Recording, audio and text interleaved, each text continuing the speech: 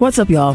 For over 3 years, Dave and I have been traveling and living in our camper van, Desert Snow, with our two kitties, Brady and Bailey. Now, over that time, however, I have had many trips and experiences living alone in our camper van, occasions when Dave was not able to join me. In this video, I'm going to share some of my most rewarding, as well as most challenging experiences living alone in my camper van in a full movie experience. So, join me on this epic adventure as I share with you the reality of what living alone in a camper van is all about. But first, we are getting closer to our 200,000 subscriber milestone, y'all. So if you haven't done so, take a second right now, hit that subscribe button and that notification bell so you keep getting some of the best adventure content out there.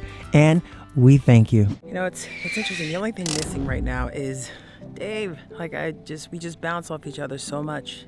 I give props to all the folks that travel out there doing it alone. You know, you do get lonely. You know, you have you yourself, your cats, your dogs, whatever pets you may travel with, or none at all. I still marvel at this. It's kind of still weird being here by myself without Dave. I had questions. What was it like traveling by myself? I think I'm just gonna take tonight to just soak it all in. The only thing I would love to see over there is one more chair and one more glass of wine.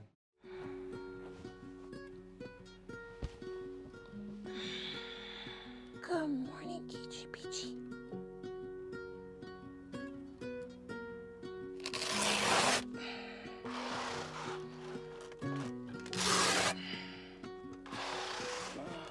Beautiful. Wow. Good morning, good boy.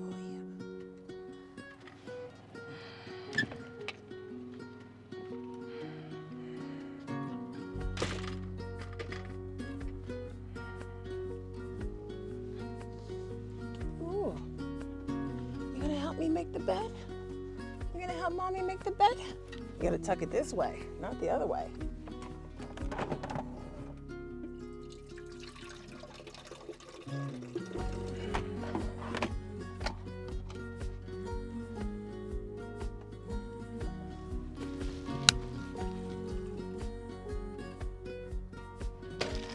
Now, y'all know I had to get the kitties situated with breakfast, and I had to have my first sip of morning coffee before I could talk to anyone. I mean, y'all know how it is. And if you don't have to go through that first cup of coffee in the morning before you can talk to folks, well, gosh darn it, you are one of the lucky ones. Before we jump into anything, let me just tell you first and foremost, so Dave is not here. As you can see, he's not here. And the reason why is Dave is actually on a trip for a couple days to finalize one of the coolest adventures we have coming up in 2024 that we cannot wait to share with you. Hold on. Ooh, that's delicious. So the kitties said to me, hey mom, why don't we go to one of our favorite spots here in Nevada to camp? And that is, as you can tell, Mars. No, we're here at the Valley of Fire, which is, in our opinion, one of the prettiest state parks here in Nevada. As a matter of fact, it's probably one of the prettiest state parks in the world. And I figure, why not come off and just, get away, explore. And that's what we're gonna do. And I know you guys had asked if I would do some more cooking in some of my episodes. So get ready, because I have a fun meal coming up. I have to finish setting up. I got in last night, kind of setting things up as minimalistic as I could. But I'm going to really get things rocking and make it feel like a woman cave here in the Valley of Fire. So it's gonna be like a desert woman cave. So let's get to setting up. Oh, and I have to show you all this. So, normally when I'm stabilizing, trying to get the balance here going with these blocks, Dave does that. So Dave's kind of on the outside. I will pull up and he'll tell me when to stop. I'm not kidding. I tried this like a gazillion times, and this is as close as I could get. I mean, look at that. It's just barely touching it on this side. And look at this side. Oh, look at that, look. Because this side's a little bit lower. But I pretty much got it somewhat balanced, but just enough now so that the blood flow is going to my feet and not to my head. So, hey, I'm content with it. I think it's a great job for doing this all by myself alone. So hey, thumbs up to your girl, come on. One thing when you're off camping alone, whether it's boondocking or wherever it might be. You know, for me, when we're setting up camp, it's like half the time to set up because Dave takes care of the outside, I take care of the inside, and then boom, we're done. But when you're by yourself, you have to do it all. So like just trying to level this thing without having like stabilizers was a project and a half. And if you get here at night, it's even harder, y'all. For me, it's really important to know all of how to set up camp. If you have a partner, if you're gonna be off on your own, or just in case there's an emergency out there and you gotta get things packed up quickly, well, I am quickly learning that I gotta know how to do some of these things on the outside too, because it's just not in my normal routine. So it's really important to do that. So I'm learning being out here alone on my own. I'm learning. Okay, so I am going to finish this cup of coffee. I'm gonna do a little meditation here, soak up some of these sun rays in my face. And then I think we should go for a walk because I want to tell you a little bit more about this particular state park campground that we're at here. Plus, I haven't told you guys what is for dinner. It's gonna be pretty exciting. I mean, cooking in this place right here, oh, come on. I think I have the perfect meal for the planet Mars.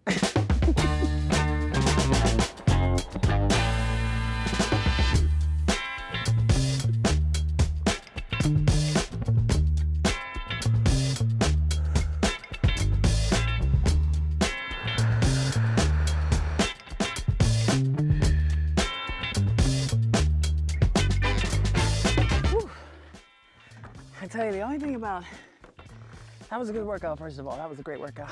But the only thing about being at the Valley of Fire is, boy, you end up taking a lot of that Valley of Fire dust with you.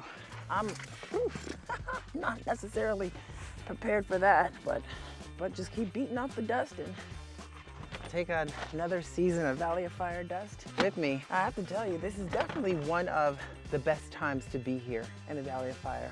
You get nice warm days, not really hot. You get those cool nights. And here, the stars are unbelievable.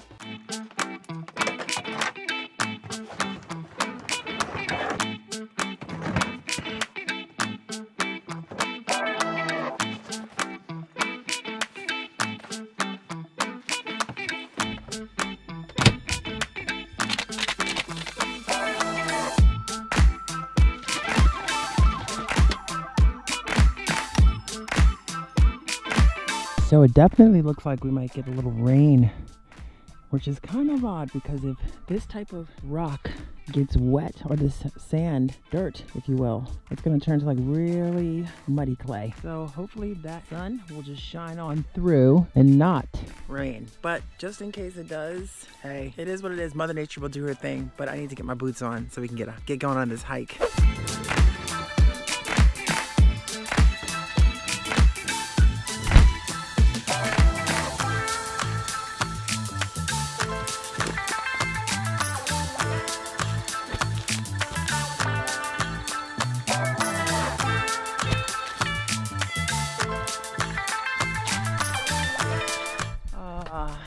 You know, I really enjoy walking out here in Valley of Fire just because there's so much to see. All these beautiful shapes and these sedimentary rocks. Now, the campground that I'm in right now is Arch Campground.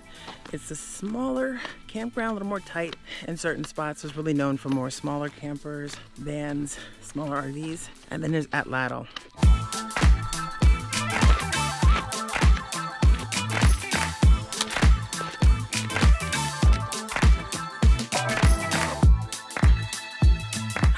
Now, this time of year too, in Valley of Fire, the sun does set fairly early around here. I think because we're kind of in this sort of cavern, if you will. The sun does seem to fall behind around 4 o'clock from what I've been told. So I think you choose your hiking, be smart about it. It's also the time of year that the mountain goats, the males are kind of in heat looking for a female, so be careful if you see one. They tend to roam around the campground. As a matter of fact, one right as I was pulling in yesterday, it came right up to the campground, just walking on by, no problem. And the reason why I point that out is because I'm standing right now. You can see there's quite a few of their poop pellets here.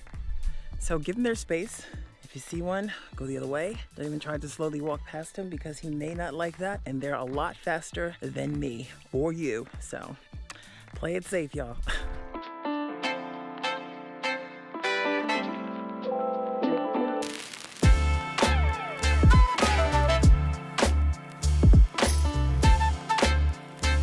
You know, it's not the most serene of days. You know, the sun's not shining, so you can really see all that bright sunshine reflecting off of the gorgeous rock. But it's really magical, and I keep saying that because for me, I just feel it's very therapeutic. And I think this is a spot, if you're coming alone camping, it just has so many great little nooks. If you have a car or if your van, you're not let it hunker down to one spot and you want to head towards the visitor center. If you branch a little bit off, I forget the name of the street, but right behind there are some really cool trails to explore. There's multiple ones you can hike.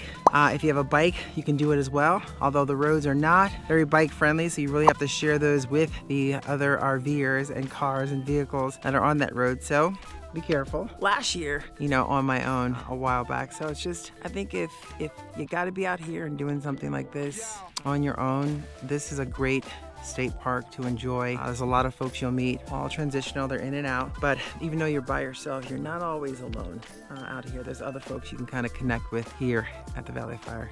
It's just incredible. And so I have to point this out. If you look over here at this magnificent kind of almost sculpture-like, if you look at it, it does not look like a monkey of some sort or a dog or something. I mean, the rocks just, they all kind of shape. Mother Nature has her way.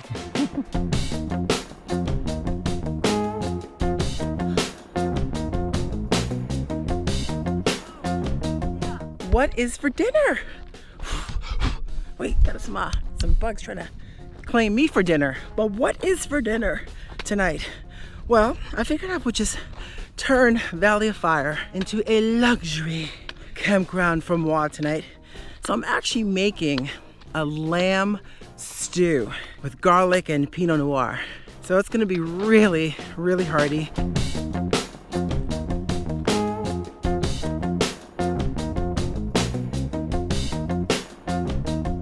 So 2 important steps before getting into tonight's cooking session is, and one happens to be an important ingredient in tonight's session, is this. I know, it's a common one. I've seen it. Hey, you know what? If you are handy and you want to make a custom one for your girl, Tanya, a little custom, I can rock with it. You can send it right to our P.O. box and I'll wear it proudly. Thank you. And the really important ingredient that goes into tonight's stew is this here. It's a Pinot Noir. Before the cook can get to cooking, you're gonna pour yourself a glass of tasty red. First and foremost, it is a long process. It's about an hour and a half to cook, so I better get to prepping.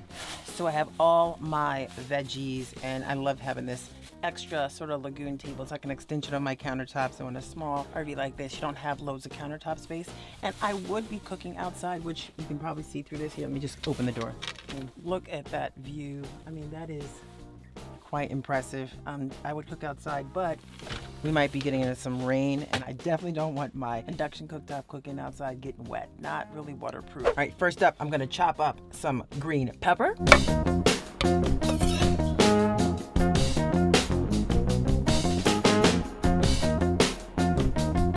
Why the onions gotta taste so gosh darn good in stew? Woo.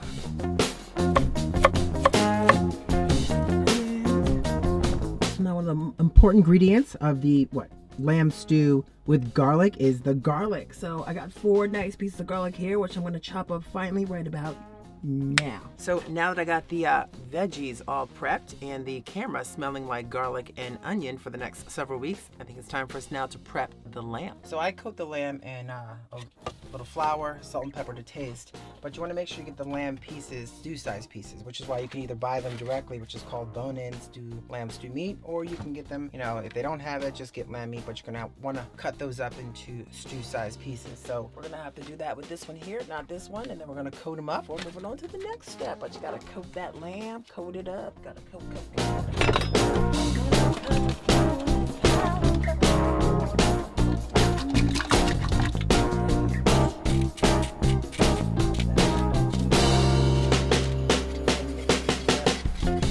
have that much fat, but I keep some kind of comfort food. I don't want to lose some of that fat in there because that's what's going to really kind of bring home some of the flavor. Tanya's always bringing home the flavor because you see about the flavor. Now we're going to coat all this lamb in a flour mixture. All that stewed meat's going right into that flour mixture. Stew size pieces.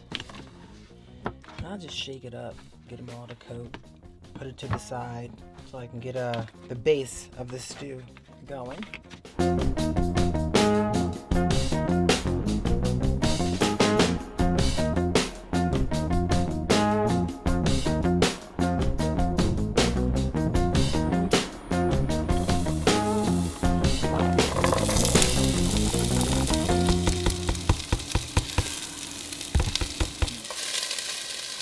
What's nice is when you add those ingredients, they're all like water-based. It's going to create that nice moisture in there. And you want to get that going then at least until the onions are sort of not cooked, fully cooked, but just a little on the caramelized side, if you will.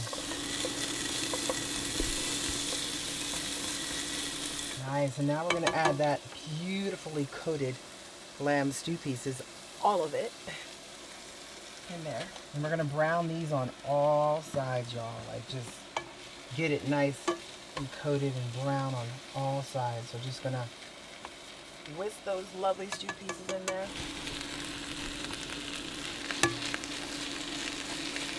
All right, now that we got the lamb in there, it's going to stay in there for about 15 minutes before we gotta make sure it's brown on all sides. So we're getting it nice and brown. We have about a few more minutes. We do this about 15 minutes, and already the smells of the lamb are smelling amazing.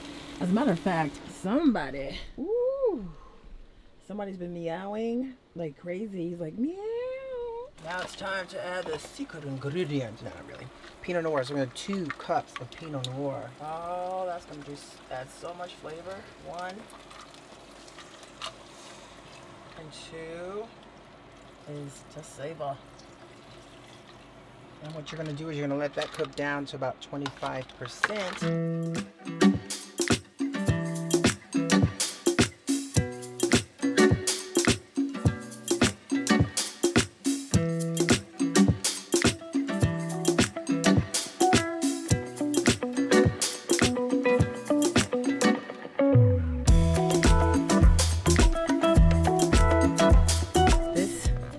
Really what it's all about.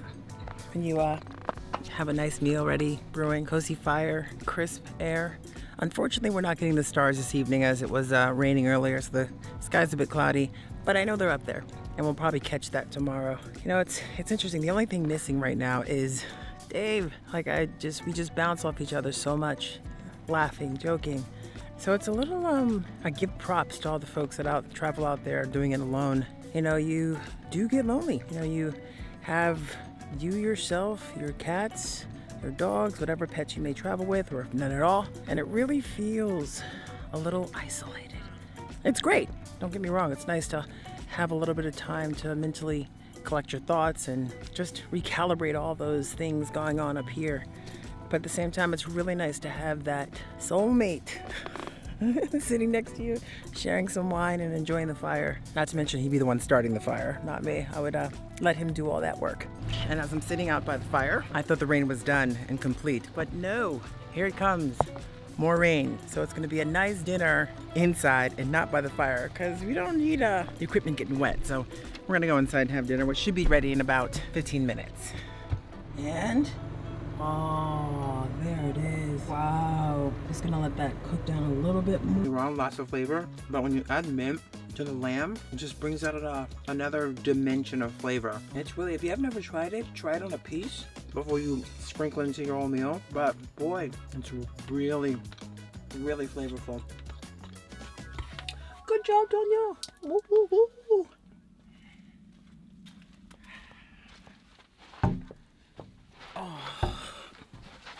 It's such a nice night outside. The rain actually stopped, so I can actually enjoy the stew out here. Again, the only thing missing is Dave, so maybe I'll give him a call after dinner. I have the perfect setup here. I'm getting good at this stuff. You okay? Yeah, but I think we found him.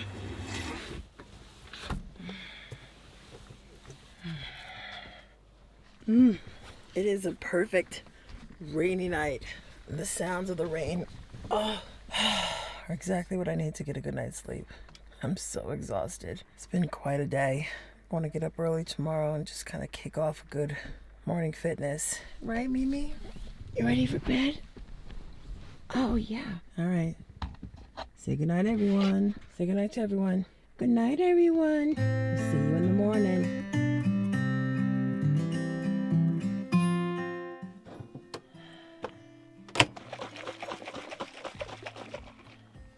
Good morning. Good morning. Woo. Well, got a good night's sleep. I will say the rain definitely helps with that. And today it looks like it's still a bit on the overcast side, although we look like we might be getting a break in that. But that is definitely not gonna stop me from getting in my morning exercise. So let's go for a hike. Would you look at that? Look how beautiful this view is. The sun is coming out. We're gonna try and explore a little bit of a different path this time. Maybe a little bit more off the beaten path. Oh, look at this. I'm getting a little more confidence here. Tanya, queen of the rock. Look at this. She's above it all. She rises to the occasion, queen of Valley of Fire. You know, you never look down when you're climbing up, because then you realize how foolish you are just to do that. No, it's pretty interesting. I think the layers of rocks here almost feel like, because of all the rain and runoff, it forms like shapes of a step in a lot of things I've seen here. But I really enjoy being here. And I keep saying, I said it yesterday, we're gonna explore a little bit more of this kind of the beaten. We're gonna head off down this direction a little bit. I see a couple of gentlemen down there, which means it seems like it's well traveled. I won't go too far, but I definitely wanna get my steps in. So I will see you guys down there because I'm gonna focus so I don't fall. Always pay attention to your surroundings. I never think about this as much. Even though whenever we're off hiking, I am still alert and trying to carry the proper protection, whether it's a safety knife or a garment if you have one of those, or a phone that actually has SOS, bear spray, things like that. Especially when you're sort of out here doing it alone, anything could happen. It's really important. I'm realizing this now too, just being out here hiking by myself. And again, kudos to folks that do that, that you really need to take extra steps to be extra cautious about where you're hiking and just pay attention to your surroundings. Great tip. Keep that in mind, y'all. I still marvel at this. It's kind of still weird being here by myself without Dave. And I could have easily called him. What I'm trying to do is, we had questions like, what was it like? I had questions, what was it like traveling by myself? And let's keep walking. It's just so beautiful to stop. When I was in the snow. And I think I was so engulfed in obviously just being out there and making sure everything was set up properly. I wasn't nervous at all. But then I realized through all the comments and folks that have joined our adventures that there may be folks, and women in particular, looking to get into this space. And what is it like alone? So I'm trying to embrace, even though it's only a short period of time, a couple days, I'll be out here by myself, but I'm trying to embrace what that feeling is like. And for a lot of folks, it might be fine. It's perfectly fine. For me, it would get very lonely very quick. I meet a lot of different people while I'm here that are passing through or going on hikes like this. But at the end of the day, you all kind of go your own way and you end up back in your RV with your pets. It's still kind of an adventure because it allows you to get in your own space and get in your own head and just really listen to what's going on with you and what's going on with your body.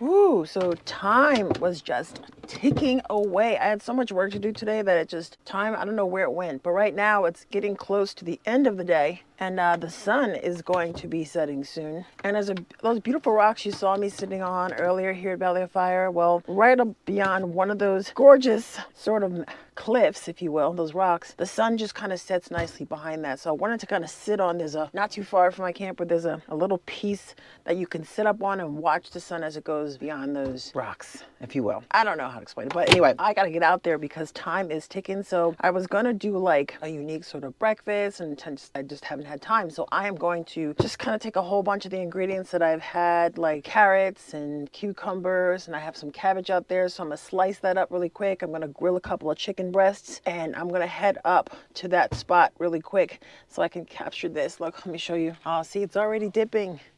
So not much room left, but see, there's that little spot. See that sunny spot right over there? That's the spot I want to sit in. So maybe we just go do that first, because it's about to drop. So I'm gonna pour myself a glass of wine. Yeah, we're gonna do that first. Change of plans again. We're gonna go up there and sit with a glass of wine and enjoy the sunset together. So I'll see you guys up there. Ooh, another thing I almost forgot was to run the generator. So the batteries are down to like 32%. Another thing, being by myself, you gotta remember all these little steps in there, right? So the sun doesn't necessarily hit because it's lower. So it's not hitting the solar panels like it should, giving it that full power. So I have to run them out now for about, at least get them up to like 60%, which should be good for the evening. But I'm going up right here. Look at this little spot right here. Oh, we're gonna climb up. Just enjoy. Ooh, make my way around here. Got my glass of vino. Look at that, you see the sun? Oh, you see it right there?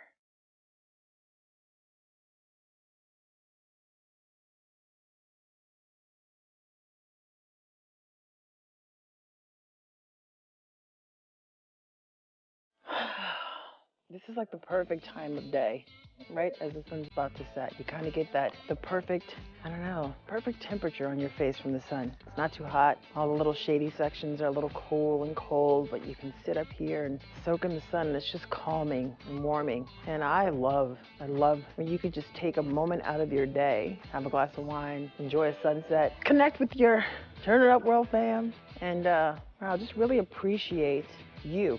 Appreciate all the things that you've been doing in your life that lead you up to this point, and, you know, fizzle away all the negativity and just soak in the moment that you have right now. And look, here we go. I'm going to turn you around for a time-lapse sunset. Here it comes.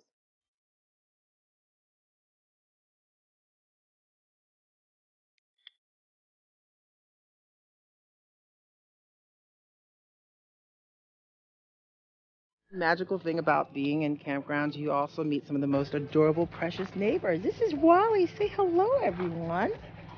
So I kind of have the generator running. I think I mentioned this earlier because I need to get those batteries charged up. So normally I would talk you through some of the cooking sesh happening today, but since it's going to be such a simple recipe, kind of refreshing recipe, a Chinese, it's called a slim scrumptious Chinese chicken salad with a soy, ginger, sesame dressing. I figured let's just do a little bit more of a B-roll, music, ASMR, something. I'll make it work. We'll make it work here, but it's going to look good. Hold on, check it out.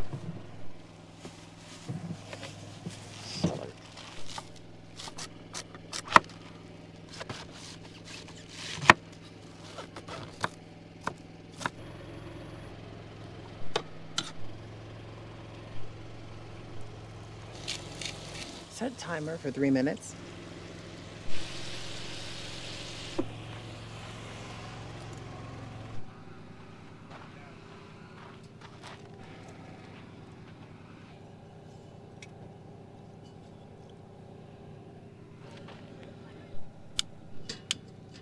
Dinner is served. I mean, look how delicious. Let me hold my little lantern light up to that. I mean, that looks really darn scrumptious, y'all. It's called a slim scrumptious Chinese chicken salad. It's got chicken. You basically get a little ramen package too, and you break up the ramen noodle inside. And then of course I got an Asian sesame with ginger and soy dressing, and I shake it because all the good stuff usually ends up on the bottom, so you gotta shake it, right? And I gotta show you something else after I put this dressing on. Look at this. So I started a fire tonight. So your girl and some wine. I started a fire and we have some wine. We have some wine and a fire, and off in the distance, beautiful moon. I think I'm just gonna take tonight to just soak it all in. The only thing I would love to see over there is one more chair and one more glass of wine. Just saying. Open up, take a bite, take a bite.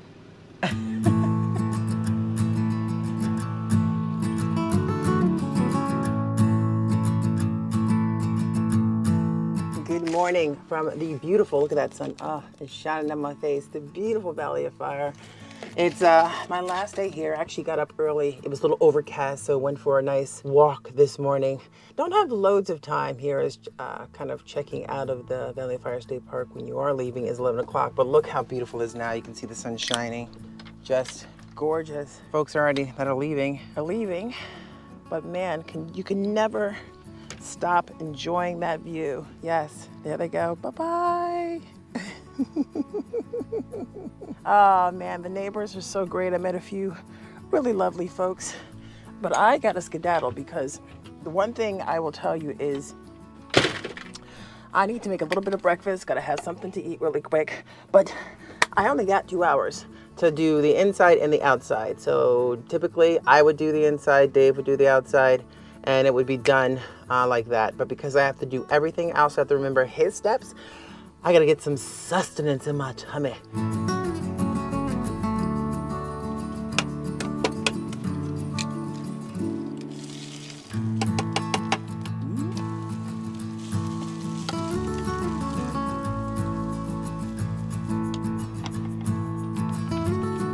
Made something simple, a little scrambled eggs with some turkey sausage right there, and I'm just gonna add a little ketchup because that's how I like it.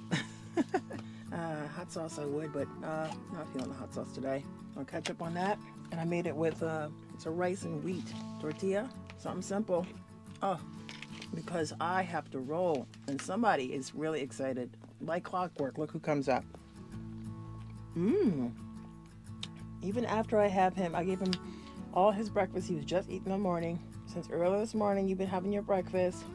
But apparently, he likes the way Mom cooks her breakfast. So, yeah, I'm gonna enjoy it.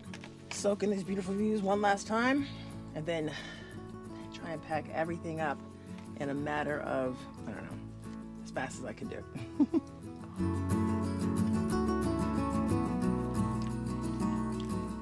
I had like a panic attack for like just a second. I'm thinking to myself, where do I start? And then I realized, let me start with what I know first, which is the inside, get things organized in here, and then try and wrap it up on the outside. Unless you want to help. Oh wait, I don't think so. Do you want to help me? She's like, no, I found a little sunshine spot, and that is where I will be until we leave.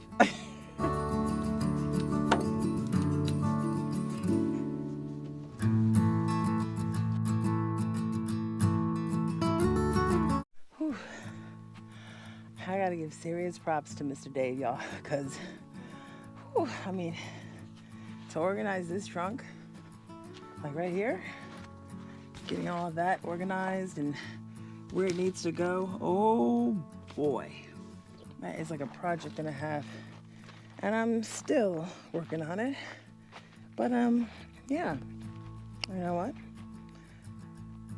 magical move. There we are. Dave would be proud. Now it's time to back up and get out of here. But we gotta back up and focus. I'm gonna focus, y'all can look at me, and I'm gonna focus on backing up here. Ooh, I think I did it. I think I did it. Oh my God, oh yes, okay, there it is. Uh-huh. All right. Bye, Valley of Fire. Thank you. Hey, what's up, you guys? All right, so we are back for another fun little road trip. Well, not really a road trip, I guess you would say. We're still in Las Vegas. Dave actually has something. He's got to take care of some personal things. And there's this, one of the largest outdoor light displays and things that's happening in Las Vegas at Resorts World called Transfix. And we have a huge trip coming up. So we're gonna miss that if I don't go this weekend. I'm heading there right now, you, me, and the kitties, and we're gonna camp. And am I a little nervous? Yes. Of course I'm a little nervous, especially after what happened to us last time, but I can't let things stop me from living. Just gotta take the necessary precautions. So I've done that. We got security on here. I got things I need to protect myself with in here. So, you know, I feel a little bit better about that. We're heading to one of the largest, coolest, immersive displays here in Las Vegas.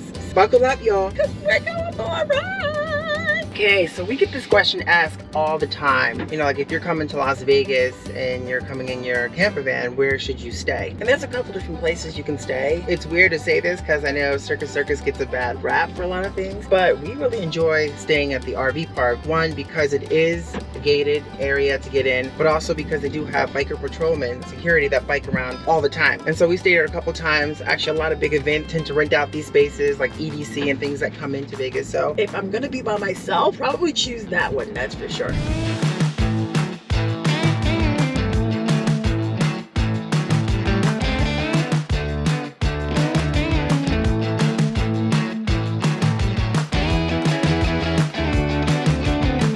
Okay, so we made it into Circus, and I will say this. I'm surprised that it's so empty, but I called the office and there were so many spots. I tried to get one closer to the front side, which is usually where we like to park by the registration office. But because they're about to close for 2 months, there's only certain select spots that are open. So where I'm at, you guys, is right here. Look, of course, only me. It's at the end of it all. Oh my goodness gracious. But just with this Wi-Fi right there, it's got some light. We're under some lights over here as well, so we should be good. So I am going to now get ready because we got dinner coming up. So get dressed. I'm about to get dressed. I'm gonna feed the kitties, get the security set up, get the lights set up, and go have some dinner. I got the back camera on. I got the back motion sensor lights on. Feeling better about that. I'll put the porch light on. We have the camera over this door and cameras on the other side. And I will pretty much set up on there. Whew, definitely getting warmer here in Vegas. She's like, oh yeah, as soon as everything gets set up. And Brady's doing much better, everyone.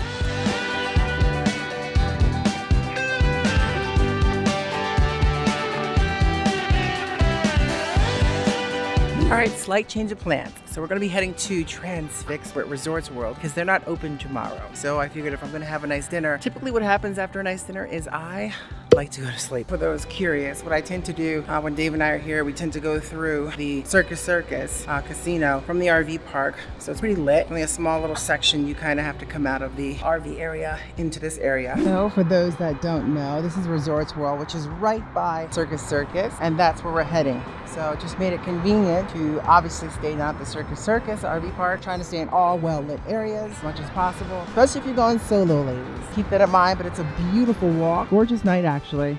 And across the way is Tacos El Gordo. Great cheap tacos, always consistent.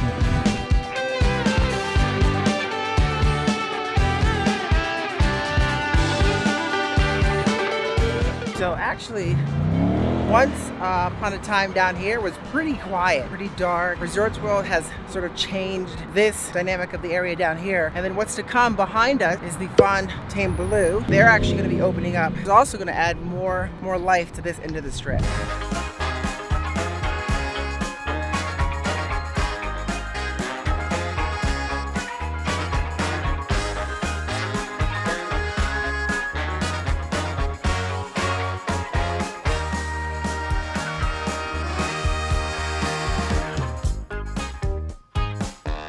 Things off here, or the moment you walk in, check it out. I can change the lights just by touching the panel. Ooh. Trans warp. Trans signal. Transfix. Okay, so we may have a little bit of a situation. They're not going to allow the professional cameras that I'm talking to you on inside, so I may have to walk all the way back to the RV to drop it off to come back. The process is real, you guys. The process is real.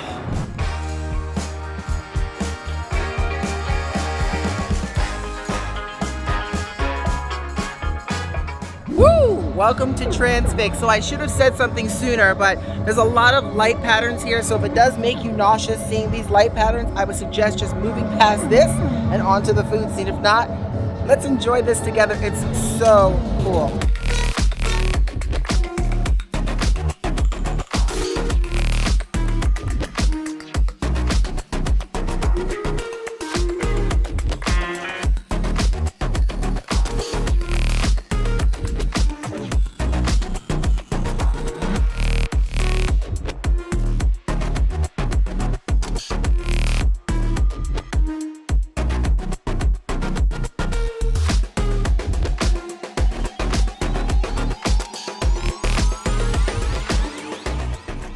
So that's like Bliss.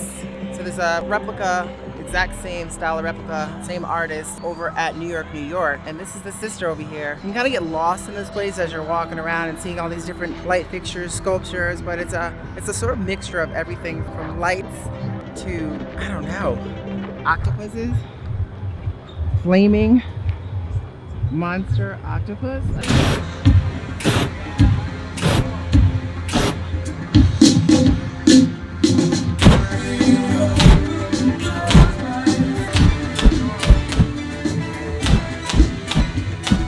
Wow, that was pretty cool. So we're taking a break and we're gonna have a bite to eat, and there's a food truck behind me right there called Soul Tacos.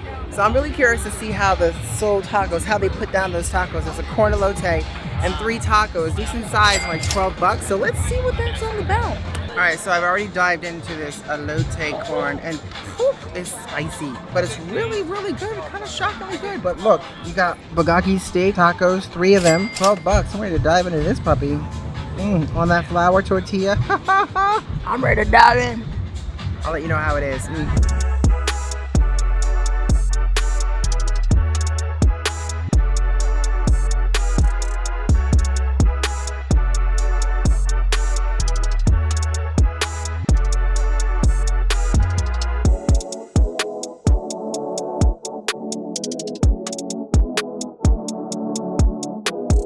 Now that was a lot of fun. I really enjoyed the experience, and I'm not big into the trance music, but the lighting, the effects, the way it moves with the beat of the music, the science behind it is really intriguing, and I had a great time. I'm tired. I'm gonna actually walk on back to the RV park right now, but I want to show you guys a very popular spot Dave and I really enjoy eating here for some cheap tacos. All right, so that is it right there. It's Tacos El Gordo. You can kind of see the lines are starting to form out the door as per usual.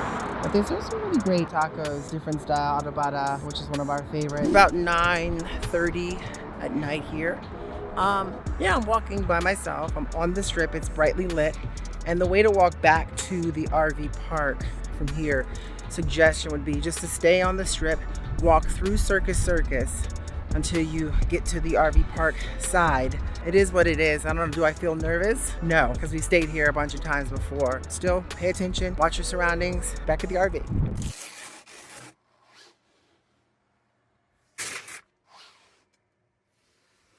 Good morning, Mr. Bubby. How's mommy's puppy doing this morning? You look so much better. Hey, good morning. Oh, of course. Where else would you be but scoping out the neighbors? So it's going to be about 90 degrees today here in Las Vegas, which is actually pretty nice weather, and definitely not compared to what the weather can really be like during the summer months. But it's also going to be hot. You got to prepare. Make sure you put your sunblock on before getting out into that hot sun. Got to keep that skin looking fresh.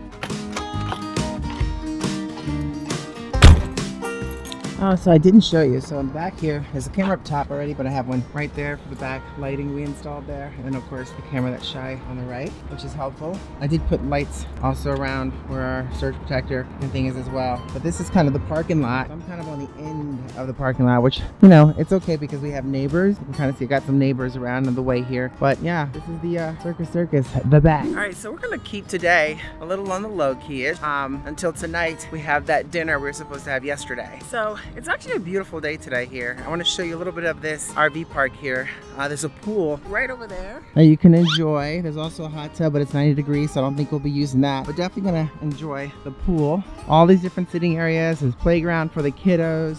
This is kind of where we walked yesterday. Their main office is right here. Registration, and each door has like a code. There's a code to get into the bathrooms. There's a code to get into the pool area. Of course, a code to get into the gate. And they're gonna be closing here soon, which is why you notice it's not as busy. A lot of times it can get pretty busy in here, especially during like festivals, but they're gonna be closing for a couple of months. So that just means a lot of sites don't have power. So we're gonna go in, settle, because we checked in yesterday, the office was closed. So we're gonna go in to take care of our registration since we're here for another night and start the day. First coffee. So the registration office actually doesn't open until 9:30. So that buys me some time to head over to Circus and grab some coffee. Maybe even a breakfast sandwich because, I don't know, I don't feel like cooking today, which is a surprise because normally I love to cook, but today I'm taking a break. And if you're wondering what this is behind me, so yes, the Circus actually has an outdoor pool and water slide. So we did this, if which one it's in, but we did that. If you're part of the RV park, you can actually have access to the pool, and maybe we'll check it out because there's also a brand new pool that they just opened here. Maybe it's open. I know they're working on a brand new pool area, so maybe it's open, but maybe we'll know today. We'll check it out. So this is the walk we did yesterday. So you came from the park off in that direction as you're walking through here. So that's probably the only, I would say, shady-ish section. This one is a little bit dark, but it's not as dark. It's still pretty well lit, and you can kind of head on right through the casino here. Ooh. Up to the casino floor and coffee. Definitely feeling like some coffee. I'm thinking maybe the Adventure Dome. So please, you guys, take a second, smash that thumbs up button for me because I might do the Adventure Dome today. Maybe the teacup ride. We'll see. Straight ahead. I knew it. You didn't have to walk far at all. It's right there. And here before the lines are getting long, which is perfect. Got our coffee in hand, thank goodness. And that first sip, always the best sip. Am I wrong? I feel like now it's the energy is there. Trying to get some work done this morning. Got to finish up the newsletter. Got to respond to a lot of comments from some of the videos. Thank you guys so much for all the amazing comments. And then the pool is open. So let me show you. It's right behind you. It's open. Not sure if you can see it from here. Actually, we're gonna walk right past that. We're probably gonna hang out there today. I'm trying to get a glimpse of the new one to see if the new one's open yet. But it looks like the slide is about to kick open. It's gonna be 90 degrees, so perfect for a swim. Okay, correction. So I was just told at the RV park, since it has a pool, to use the pool over here, and I completely forgot this, but to use the pool here, it's gonna be $10 to use this pool. So you can come in, you can kind of use the pool here. There's actually a new pool that opened up, but then you get access to the water slide and the pool. So, all right, so I got the scoop on why the Circus is closing for 2 months coming up. And it's because, I think I mentioned this before, a lot of festivals that come into town rent out the entire space for their trucks, for, you know, the vans and everything else, for all the equipment. So Live Nation is coming here right now. So they'll be renting us out for 2 months. Lovers and Friends Festival did, the EDC festivals. A lot of the festivals that come here, this is the place that they come to rent out. And we just made it under the gun. Time to go enjoy some of that pool.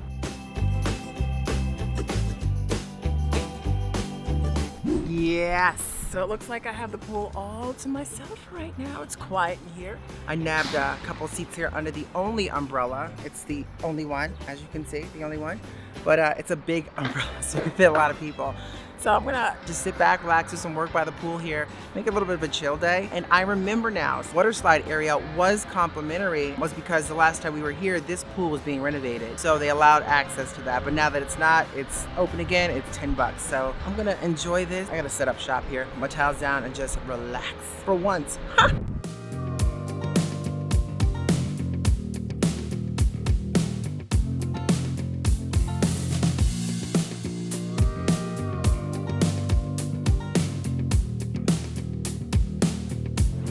Wow, so I have the pool all to myself right now. It's definitely feeling like 90 degrees out here. The pool goes from like 3 feet to 6 feet.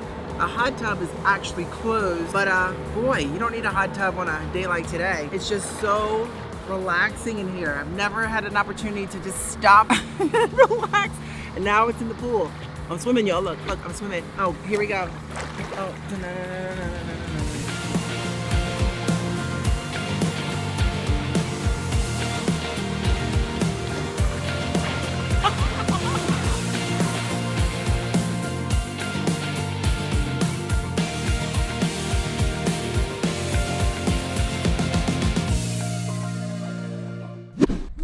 So before I get ready for dinner, I just wanted to come on here and let you guys know really quick about, especially on hot days, how we keep peace of mind in the RVs when our cats are in here. And we've talked about this before, but what we tend to do is we have temperature monitors around.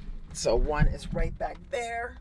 So you can see that right in that cubby hole. The second one is right here, which is right by the heat and temperature sensors here, right there. Yes, I raised it up to 79 because you guys wouldn't be able to hear me. I'm gonna have to roll that back down because it's gonna start getting warm in here. And then now, of course, we use a waggle, so that right now is plugged in. It's being charged as well. So what's cool about the waggle device in particular is it's its own Wi-Fi. So waggle has its own Wi-Fi, so it doesn't need to be connected to any hotspots or things like that. It has its own. The other two either is by a hotspot, or a lot of times we park in places where we're not getting great signal. We tend to put up the Starlink, which gives us the best signal, and it's worked flawlessly so far. We actually get notified through our devices if a temperature starts to hit a certain temperature, then we know it's getting warm in the rig. So we try to set it, give us a nice little threshold in there for sure. But I'm going to say hi right now. Oh, there he is.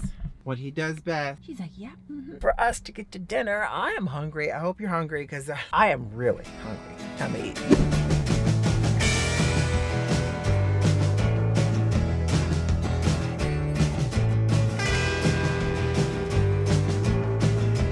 So, welcome to the Steakhouse here at Circus Circus.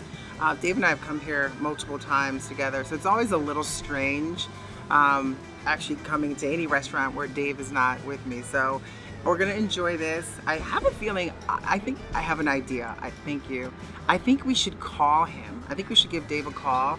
Let him know we're in a booth here at Circus Circus. Unfortunately, the manager, Ron, who's actually become a friend of ours here, is not in this evening, but he's got his wonderful team. Look at the size of that, you guys. That is just one and done for this girl.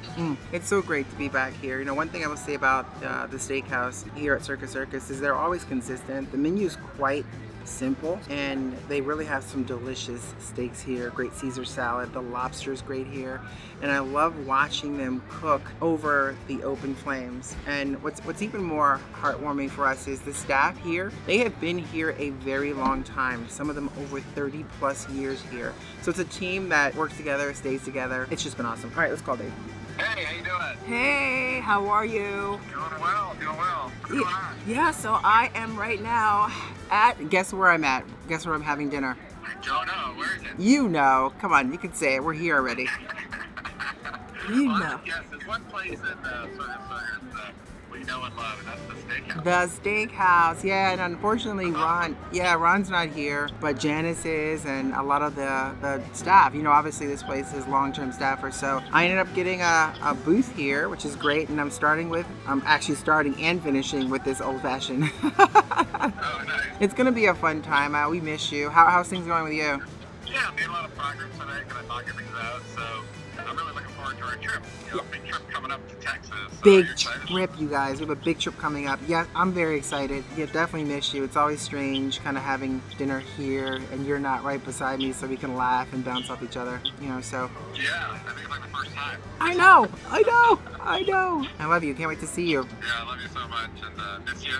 Miss you. As well. So I pretty much don't have to look at the menu because we've ordered here several times before. One of the things I really enjoy here on the menu, one, the bread is really dynamite, which comes complimentary to the table. But I love, and Dave loves the crab cake. So it has like, it's a delicious thick kind of lump crab cake with a remoulade that goes with it. And then of course for us, we're big ribeye folks. So I'm definitely gonna do a ribeye, which I'll probably only have half, and I'll take the other half to Dave. Cheers everyone, thanks for joining me for dinner. Woohoo! I'm telling you right now, always start off here with the crab cake, because let me show you, that is ridiculous. I mean, look at the size of that lump crab cake with the remoulade sauce on there as well. With that sauce. Oh, and it's hot, just piping hot, ready. Lumps of crab.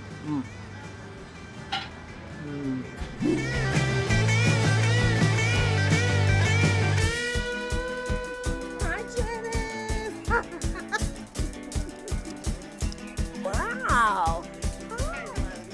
Ooh, all packed up and ready to rock and roll out of this place bright and early. I haven't had a cup of coffee, so I definitely need to get some coffee, y'all. Right, Bray, you need some coffee? Bray's like, I just need to be in my seat. He's like chilling right there. So we are heading out of here, get some coffee, pick up Dave. The next road trip, you guys. We got some spring cleaning to do here. We're heading to Texas. We got some really fun adventures coming, so whew, all right, I gotta get out of here. I need some coffee. Good afternoon, it is. Just wrapped up my grocery shopping, and so it begins. First leg of my solo trip. Woo! Getting off was kind of a weirdy thing. I'm like, oh my gosh, I'm about to just take all this long journey, and it feels strange not having my partner, my best friend sitting next to me, my everything, and having a conversation. We kick off, we thinking about what we want to do for groceries, and so I got something I'm going to try and prepare. Won't be this evening because I'm probably going to arrive a little after 6 p.m. But I have about a 3.5 hour drive as we head into Utah first, so should be fun. First stop is a KOA. I did fill up with gas, got that, got the groceries, got that. I got something simple to have for dinner this evening so I can chill, probably do some gaming. But yeah, it's gonna be at the campground, this first one. Y'all know if you saw any of those previous episodes, you know, parking lots might be a little off for me right now. So yeah, just gonna focus. It's a gorgeous day. Let you guys see some of this drive in just a second, but it's a gorgeous day. And I'm excited. I'm excited. Thank y'all for being here with me as we take on this journey, and we're kind of getting out of that Vegas realm with these, you know, race car drivers everywhere here. But excited. I'm excited. The kitties are back here. Excited. Let's rock.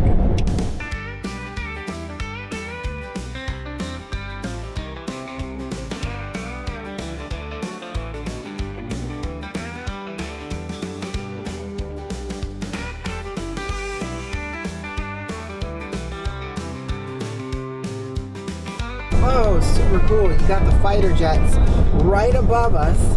Looks like they're doing their practice runs out here. We're not too far from the Nellis Air Force Base, so they're doing their practice runs. Boy, it's got to be hot up in those things, and they're really trained and conditioned. It's pretty cool to see that. And then you can hear them, even in all this insulation. When they kind of go on top, they're just kind of winging by. It's pretty cool. You know, I'll tell you one thing I'm really looking forward to. You know, we're just hitting, the kitties and I, we're just hitting Utah, and it's still really hot. I mean, we're in the St. George area right now, driving through it anyway. We're about an hour and a half into our drive, and already off the back, I'm just thinking of things like, man, this feels so much longer. Like a 3.5 hour drive, by myself feels so much longer than I'm with Dave, because we kind of bounce off each other, or we're talking about different things, or I'm distracted by working while he's driving. So a lot of things you have to think about when you're by yourself. Well, actually, it gives you a lot of time to think. But I'm really looking forward to it. I'm getting back to that, the weather up there. We're going to be heading up, and it's going to be so much cooler. I don't know, we love heading into like elevation, and I'm looking forward to getting up some elevation, because it's hot. It's hot. It's still hot. It's still like over 100. It's about 106 right now here in the St. George area, but we're going to be heading up towards Cedar. That would be amazing, just to kind of get into like the 70s. I think some nights it's going to be like in the 40s, so I'm looking forward to that. Crisp, cool nights by the warm fire. So we definitely got some rain in the forecast, but I wanted to tell you guys, I'm about like an hour, a little under an hour, and the temperature right now outside with this rain, and there was a bit of a wind sort of gush coming in. It's 69 degrees out right now, so it's going to get down to about 50s, low 50s tonight. So it's going to be amazing sleeping tonight. So I'm looking forward to getting there, and it's not too late, which it might be. Maybe I'll just give you guys a tour of the campground in the morning. I thought it'd be kind of fun, right, to show you guys like the places I'm staying, in case you guys hit the road and never think about it. So yeah, I'll show you in the morning if it's not too late. But I think it's gonna be too late tonight, so most likely tomorrow. Ooh, look past there, yonder over there. We have reached Cedar City. I like Cedar City. Great theater, great restaurants. So it turned into about a 4-hour drive with a couple of stops. It's pretty late right now. It's about 9 o'clock, dark outside. I have to now put up the window dressings. I was gonna plug up, but since we're leaving here tomorrow, don't need to plug up. But I definitely need to get back there because the kitties are hungry. You know, look, I had to clean up, put the, I definitely have to start putting the extra groceries away. Brady is so ready. Brady, you ready for a look? Brady's like, okay, I'm ready for Din Din. Enough talk, I need some Din Din. So I'm gonna give the cat some food, and then I'm gonna chill. I'm probably just gonna unwind a little bit, relax, catch up on some comments in the video we just dropped on Tuesday. If you haven't seen that, go check it out, which is basically me preparing for this and all the things that I have to remember. Dave taught me. So I'm looking forward to a good night's sleep. I'm gonna play some PlayStation and I'm just gonna have a sandwich and chill. And then we'll see you guys in the morning and we'll show you a tour. And then we'll say hi to Bailey because she's back there somewhere. Or maybe she's in there doing her business in the bathroom. So we'll see you in the morning.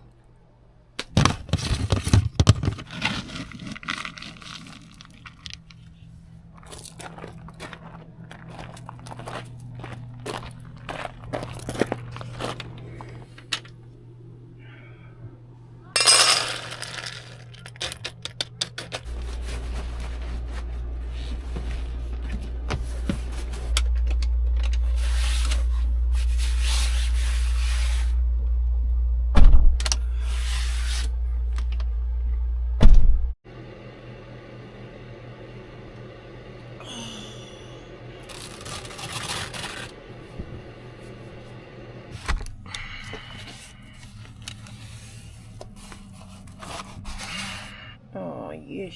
Good morning, Mishies.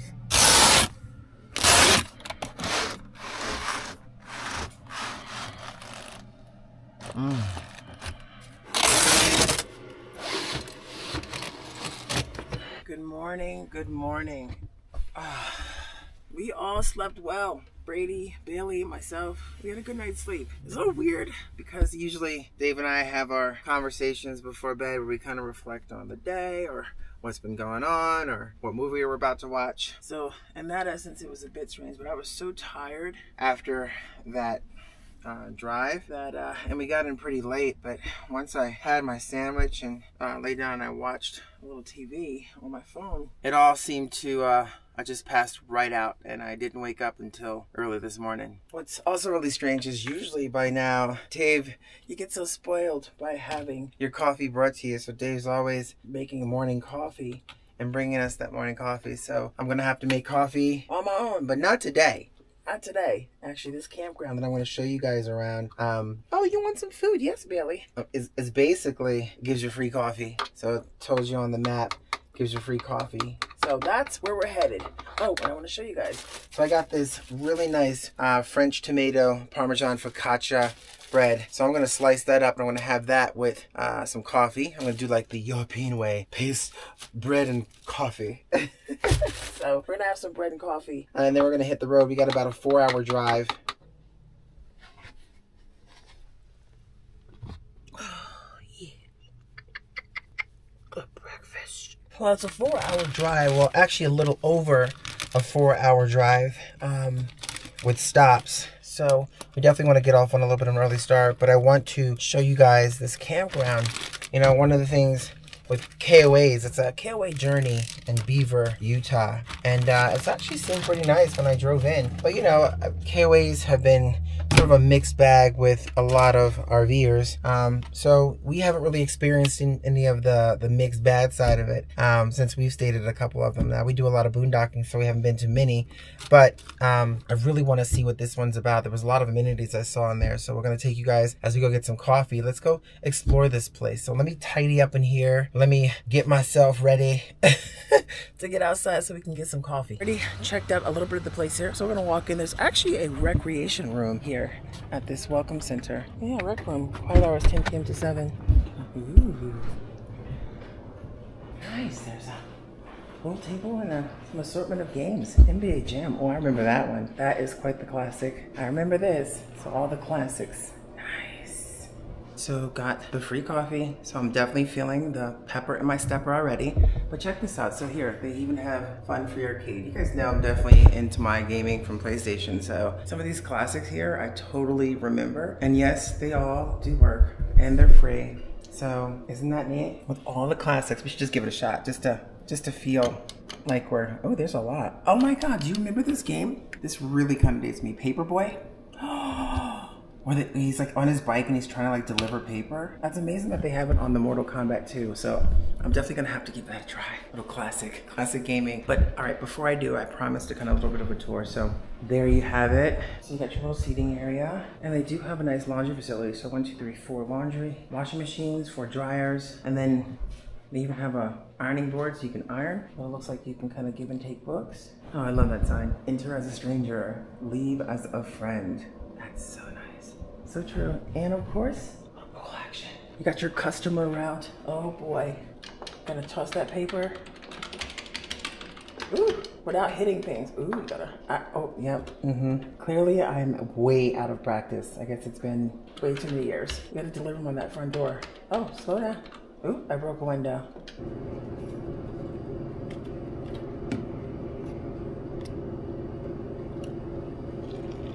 Oh, nice. They have dog box, cabins, pools. There's volleyball. There's a dog run.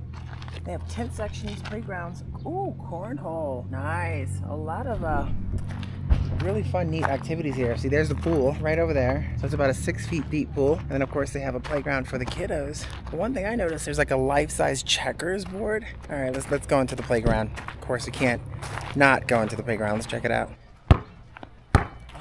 Okay, I'm definitely not trying to die out here in the heat, but they even have a basketball court, you guys. I'm gonna show you my skills. See if I can make a pointer from here. Ready? 3-pointer from here. Oh, here it goes. Oh. Did you see that? That literally was my first try. Like literally, my first try. That's crazy. Tanya still got the skills, y'all. You can see how when it's nice, either spring or right around that crisp, cool fall or early fall, late summer when it's not as hot. They even have cornhole out here, so you can try your hand at a little cornhole. If you're trying to give it a shot. I know I probably should have just stopped while I was ahead on that basketball one. All right, so you can do it. Here we go. Not happening today. Oh, it's no joke. They even have a nice grass-covered Camp Canine for all your little pooches.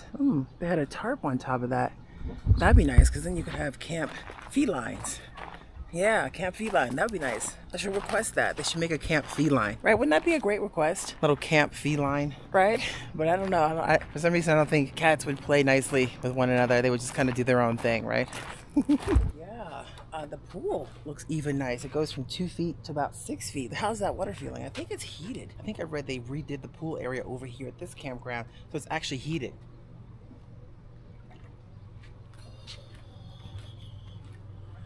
That water feels really good. I swear if we didn't have to leave, I might have booked an extra night here, but I think the kitties and I probably need to hit the road soon, so I'm gonna refill this coffee, have my focaccia bread, tomato focaccia bread, and I think we're gonna actually hit the road. But it's absolutely beautiful, and actually if you look off in the distance, you see there's a farm right off in the distance there, and then also you're kind of wrapped around those beautiful little hills and mountains. Oh.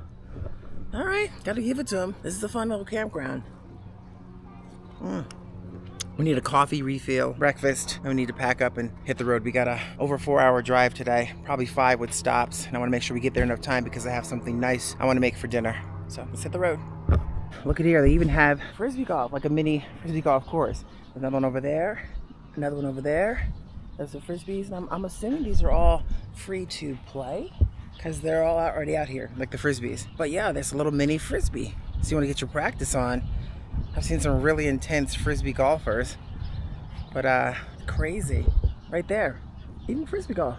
It's becoming, oh, and they even have, I read they have, oh God, what's pickleball. That's like a whole new thing. Pickleball has come on like a raging wave, and it's just everywhere now, even at this KOA. So they have pickleball here too. All right, coffee, and let's roll. I just keep finding new things as I'm walking around this campground, but we gotta hit the road.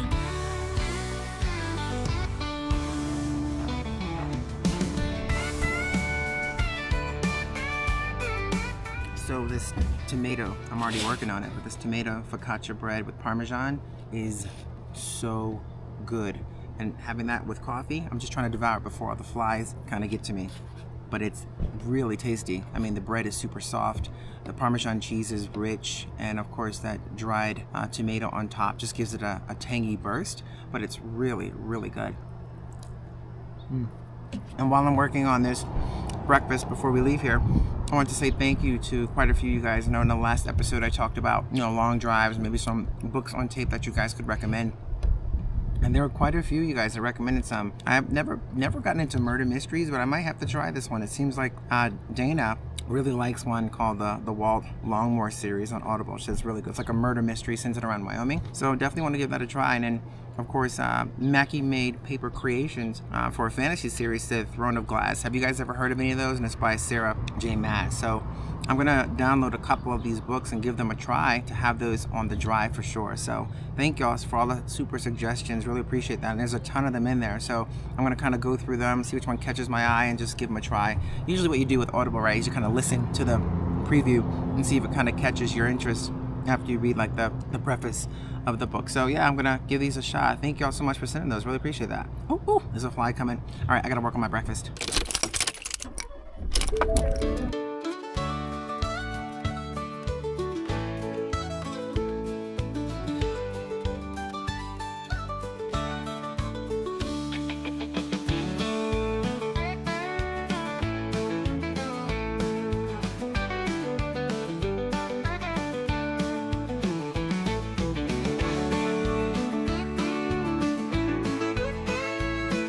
So this part of the drive is actually going to be really pretty. I think about an hour out there. We're going to be driving through like million-year-old reefs, you know, that dates back to long ago. And there's a couple of lookoff points. As a matter of fact, one of those lookoff points, when we first got desert snow, we actually climbed to the top one of those peaks, which is going to be on the other side of the highway, unfortunately. So it's going to be on the 15 South. So we won't be able to do that this stretch, but it's just absolutely beautiful. Now, I was kind of contemplating on what to do. Do I stop earlier to get some lunch or later? So about 2.5 hours out, there's supposed to be a really good taco spot. So we're gonna see if we can stop there, grab some lunch, maybe check out the little town before heading off and getting to our final destination. So it's just an absolutely beautiful day. So, you know, I don't want to waste 5 hours straight up driving. So, you know, through all of this excitement, I didn't even tell you where I'm heading. I mean, you may have known this from the last episode, maybe not, but I'm heading up to Breckenridge is the destination. I won't be getting there today. It's still quite a ways. But we are going to be hitting Colorado today. And I'm excited. I can't express that enough. Like, I think this is definitely one of the most pretty drives in this direction here. Just, I love the mountainous views, the grassy knolls, and that combination when it's kind of hidden right behind it are those blue skies. So it's going to be a really nice drive. And I just, through all the excitement, I didn't tell y'all. I'm like, what? Yes, Breckenridge.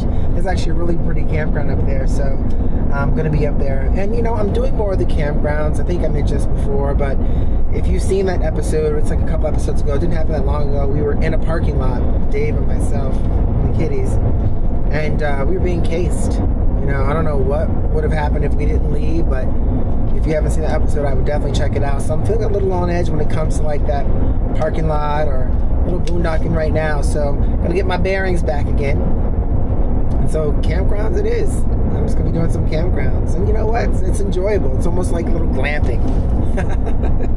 Let's explore and enjoy the day. And hydration is key. So I got a big old thing of water. And enjoy this beautiful drive. I see you back there, Bubba. Hi, Bubby. Are you enjoying the ride? I love you.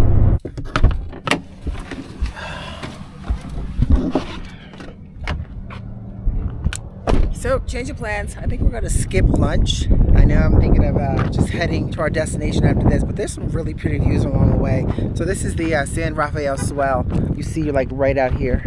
So this is gorgeous. Wow. It's a salt. I think they call it the salt thing, where you can kind of see all of the salt wash actually. Now let's go on down. Yeah.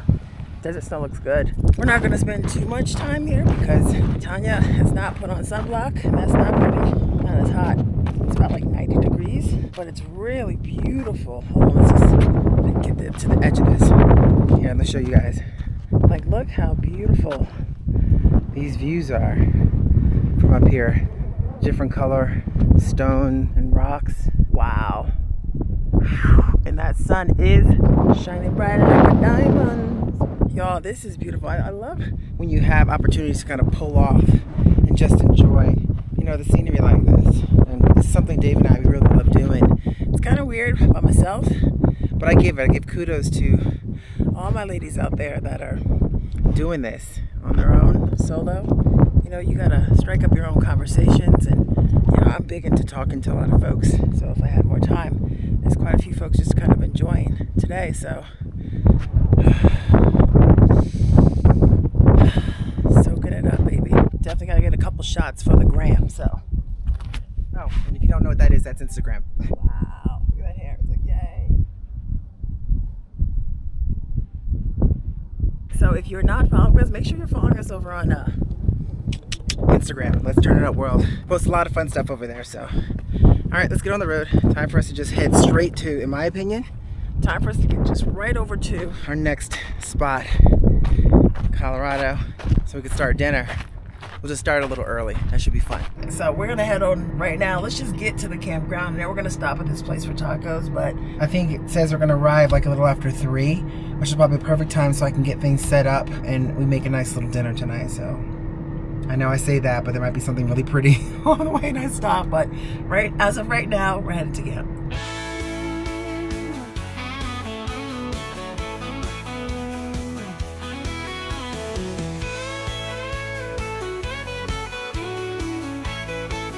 Woo! You guys, I'm so excited. So I made it to colorful Colorado. Colorful Colorado. You already know it's Colorado, but colorful Colorado. We made it. Desert snow. The kitties are inside. It's really hot, but we made it to the state line. We're coming down to the wire on this 5.5-hour drive because of the stops. But oh my goodness, we did it! Y'all, so normally I just, you know, when Dave and I are together, I just gotta drive past the signs and it's like I just capture a video of them. But something just felt right about stopping at this point of my trip. I'm by myself. I'm doing it. And it just felt like, you know, you have so much time when you're driving by yourself to think. And I know I said we'll see you at the campground, and I keep popping back on here, but I just feel like these little moments, I just want to share with you guys how exciting it is to be able to do this and experience this. And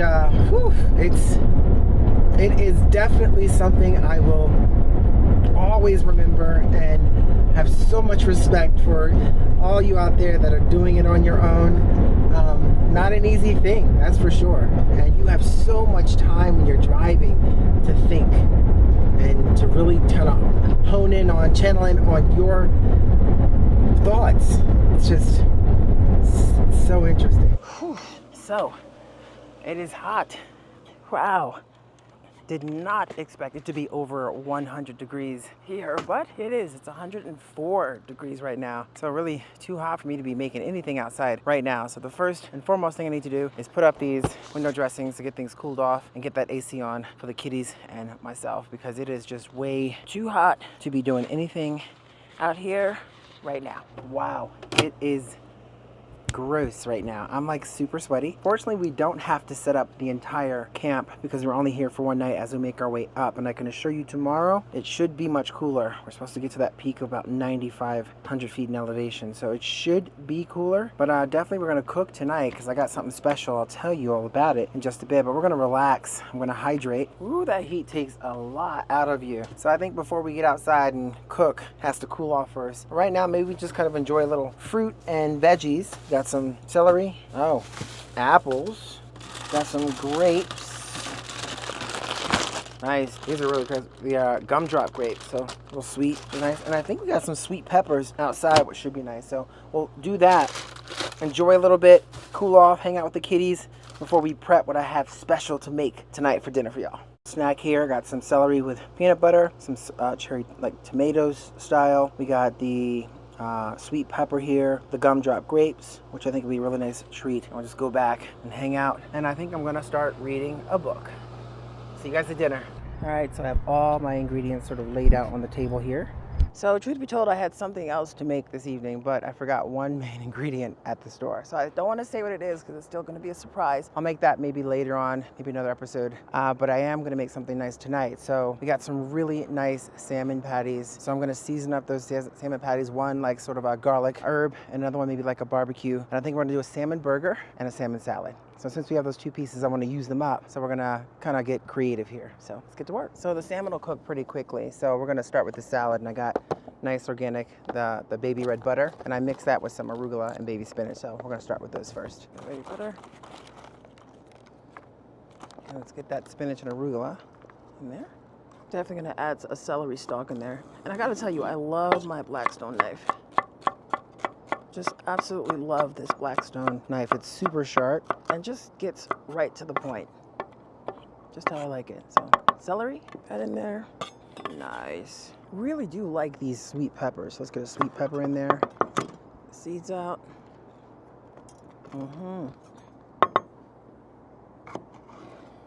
Pepper. Some scallions in there. And since Dave's not here tonight, I'm gonna add a little extra. I always like a little extra scallion. Dave's kind of moderate, so I just stay a little moderate because of Dave, but let's get those in there. Scallions. Scallions just always make everything taste delicious. Slice up a half a cucumber. I'm gonna do those in little squares, so do it 4s and slice that up. Of course, let's go ahead and get those tomatoes rolling. I don't know, I feel like tomatoes and nice salmon, I don't know, it just brings out the flavor of the salmon. So let's get those. Ooh, that's a nice one right there. And the dressing of choice tonight, I'll tell you in a second. Get that in the salad. So I'm gonna go ahead and make this salmon 2 pieces in here. And it's black garlic, and then the other is going to be just like a herb. So we're gonna put the black garlic one, that's the one that's gonna go into the sandwich. Put some red onion on top of that, and I'm gonna put that on a brioche bun. So that should be really nice. And I'll try to make this quick, just because it is still a little bit on the warmer side, warmer than I'd like. But you're getting a little bit of a steady breeze. Temperatures drop now down to about 80 something. So that's better than 105. So I'm gonna fire up the induction and let's get this salmon going. Oh, look at those pieces. They look great. Oh, just smells amazing. We gotta get that sizzle. And what I like about my pan, honestly, this pan is amazing. I don't even need to put anything on it, and it really keeps things from sticking.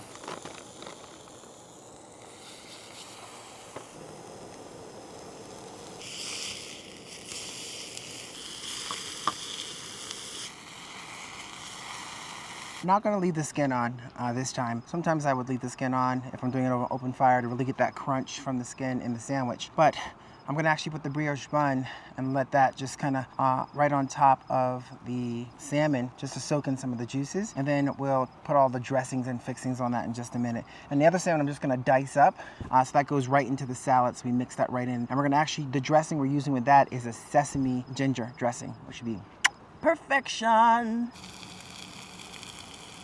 Gonna take that skin off, like so.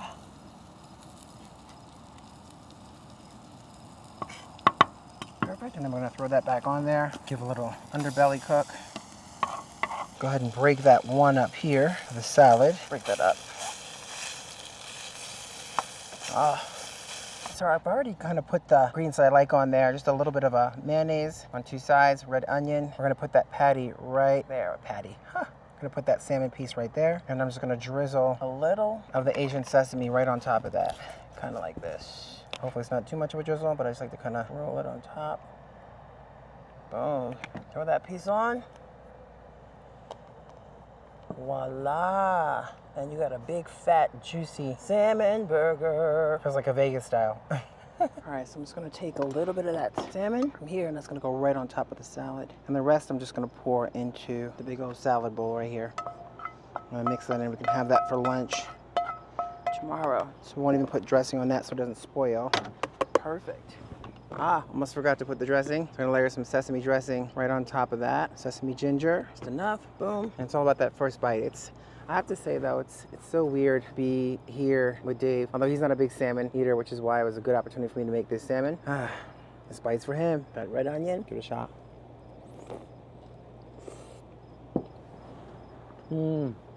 Messy, but dynamite. That brioche bun is soft, a little bit of crunch because you toasted it a little bit. The salmon is just really tender and flavorful. And of course that crunch from the red onion just really kind of brings it on home. And that ginger dressing, it adds like a sweet and sort of a sweet and almost sour-ish vibe to it, but it's dynamite. Oh, that is a good salmon burger.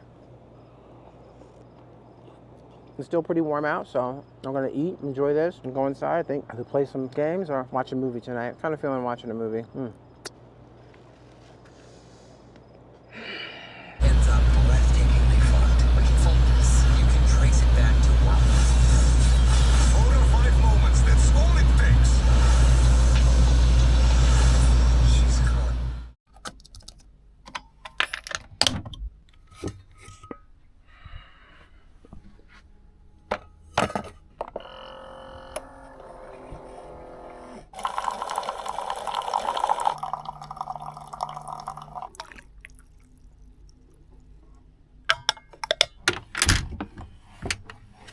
good morning. Good morning, good morning, good morning, good morning.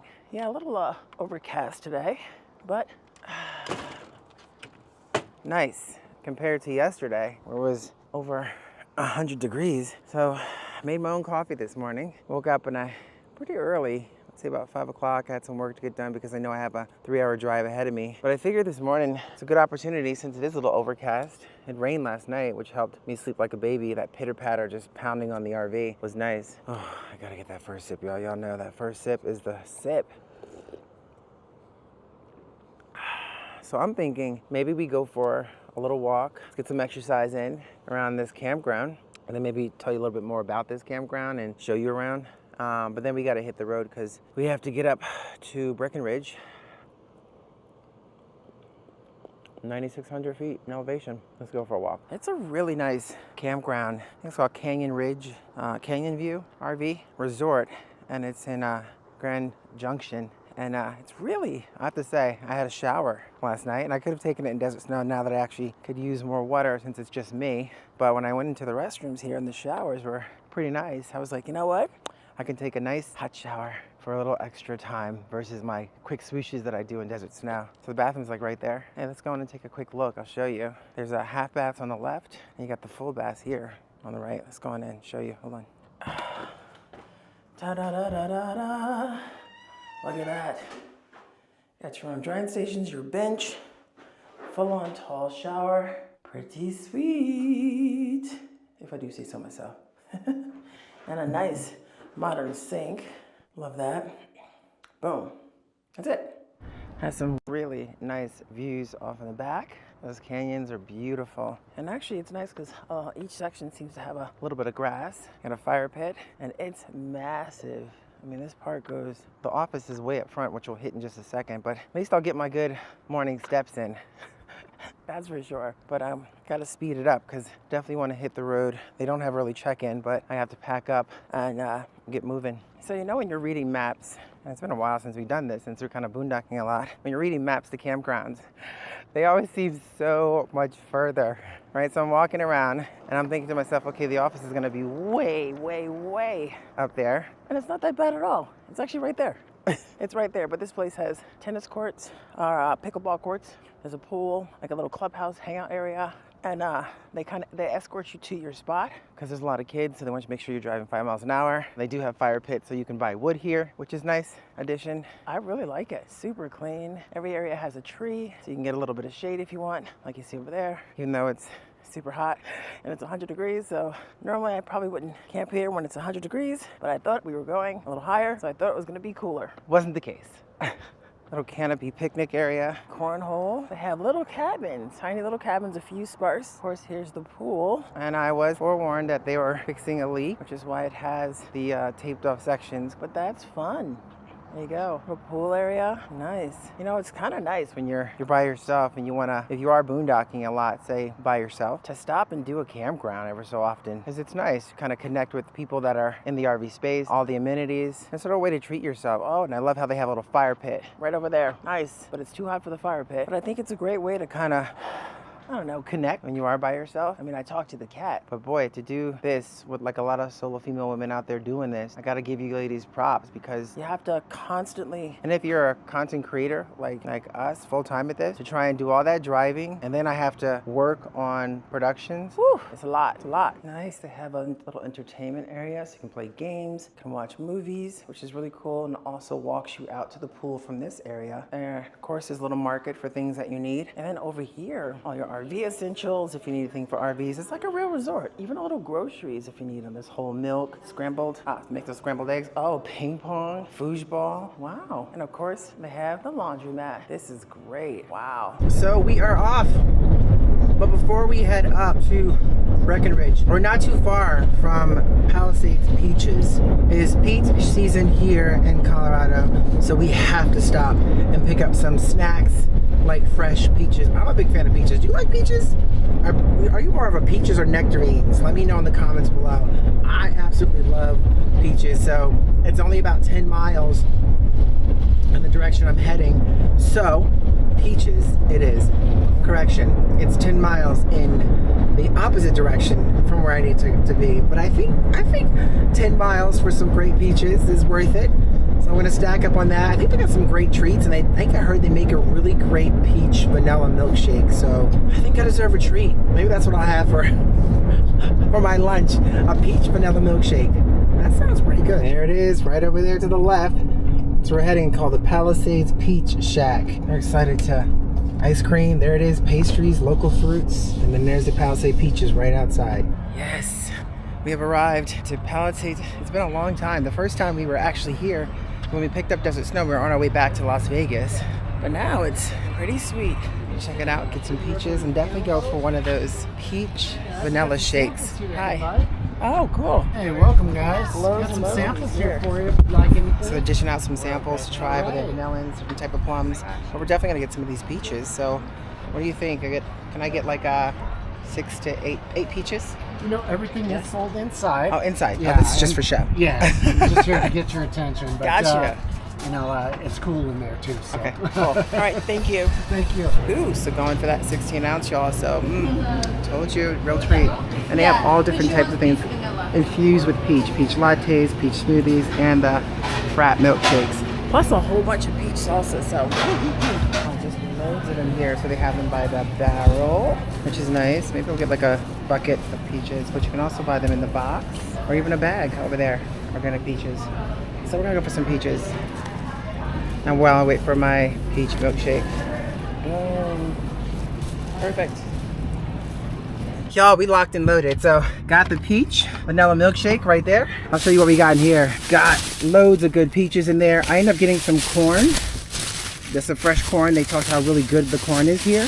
And then they also make their own peach salsa. Oh my God, that's gonna be great. So definitely to stop at a store, pick up some chips and salsa, peach salsa. That looks delicious. Woo! All right, finally, we can now finally get to the next campground. Oh, I forgot to mention that it is family owned, that spot. Maybe I did mention. And correction again, it's actually in the same direction I'm headed in. That's what happens when you only have one cup of coffee in the morning. But this is dynamite. This peach vanilla milkshake, I cannot recommend it enough.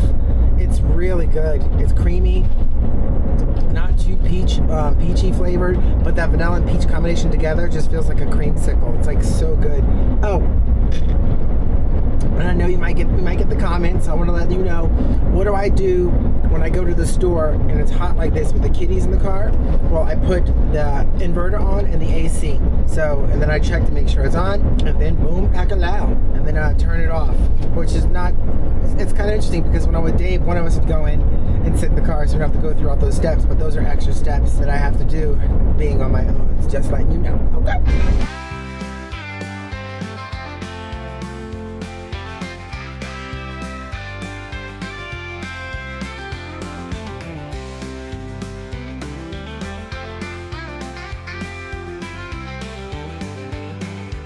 Come to the fun little town here called Frisco, and it's about a little over 9,000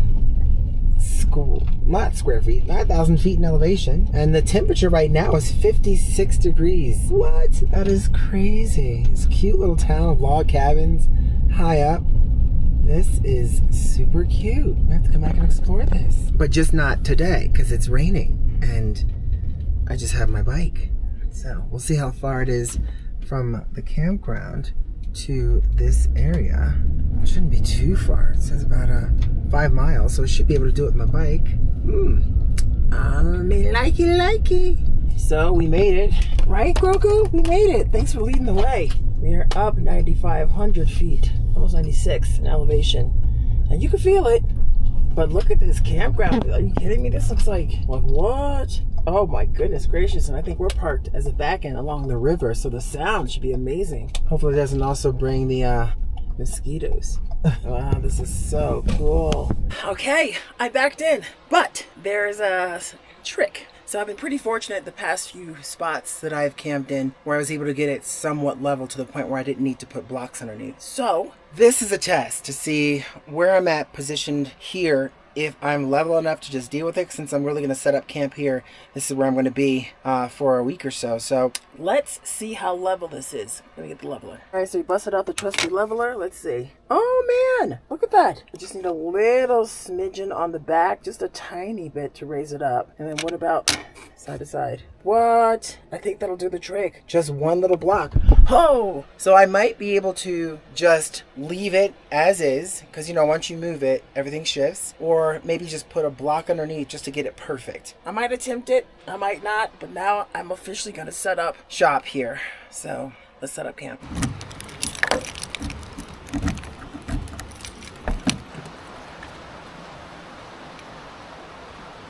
All right, let's try and level this out. Oh my gosh, y'all, so I just got some assistance, so I don't have to do this on my own. That's my boy over here. He's gonna help me level this. So let's see if we can get us leveled. Hold on, be right back. All right. Okay, here we go, y'all. So I gotta get his name, but he dropped off some wood, so I was able to do this. So that's awesome. So I'm gonna straighten out.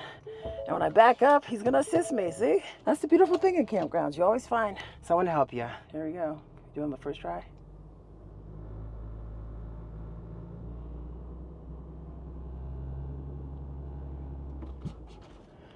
Boom!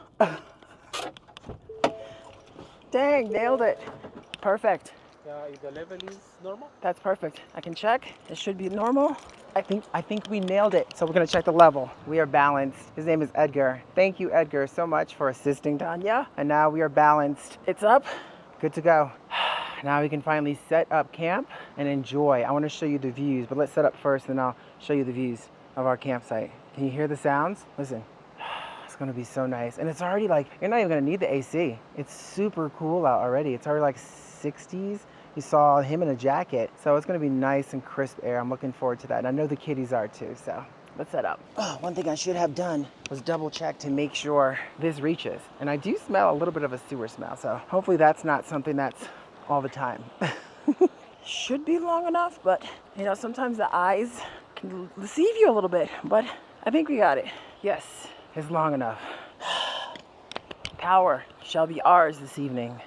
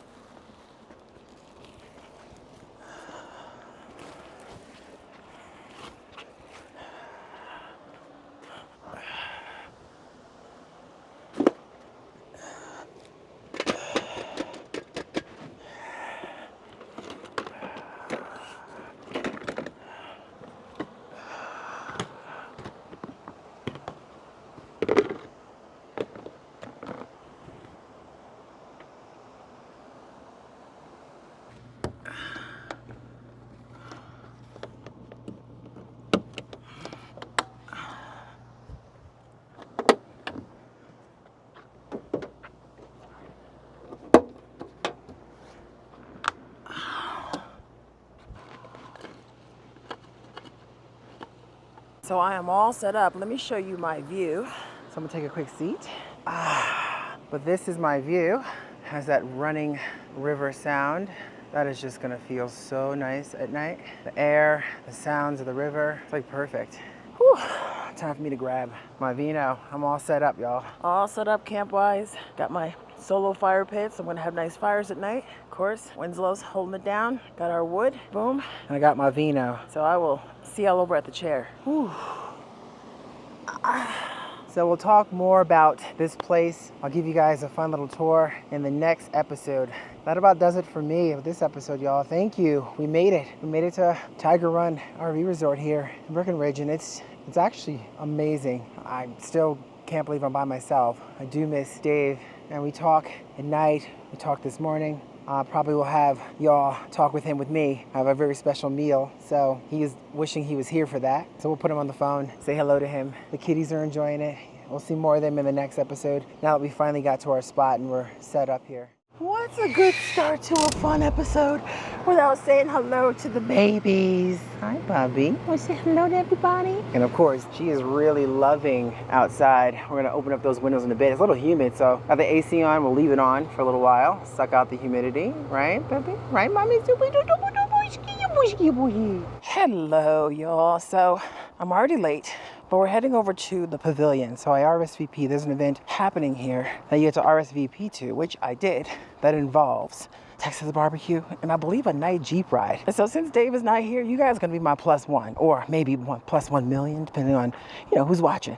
Anyway, so let's head on over, see what this Texas barbecue thing is about. We know our Texas barbecues, so it'll be very exciting to see what meals they have over there. So I started at about 20 minutes ago, so hopefully there's still things left, but we shall see. So this campground is very interesting. See, looks like they have homes that either rentals or they own them for the summer. They come up, and then there's RV spots nestled in between over here. So you see there's an RV scattered over there, one over here, and we're kind of across the bridge. What's nice is it's not too far. Woo, let me tell you, 9,500 feet in elevation is definitely no joke, no joke. So we got a couple more days up here. Dave will be joining us at the end in about a week, so in a few more days he'll be coming up here. It's been absolutely beautiful just kind of hanging out in the fresh air. So such a different element than say in Vegas, which is 120 degrees. Hi, how are you? So we're heading over to check out the food. Oh my gosh, and it's not even that far, and everybody's already parked. Hi. Yes, looks like somebody got left behind for a barbecue, but there's a lot of people here that got that memo, and I see Jeeps, so I'll explain more about it later.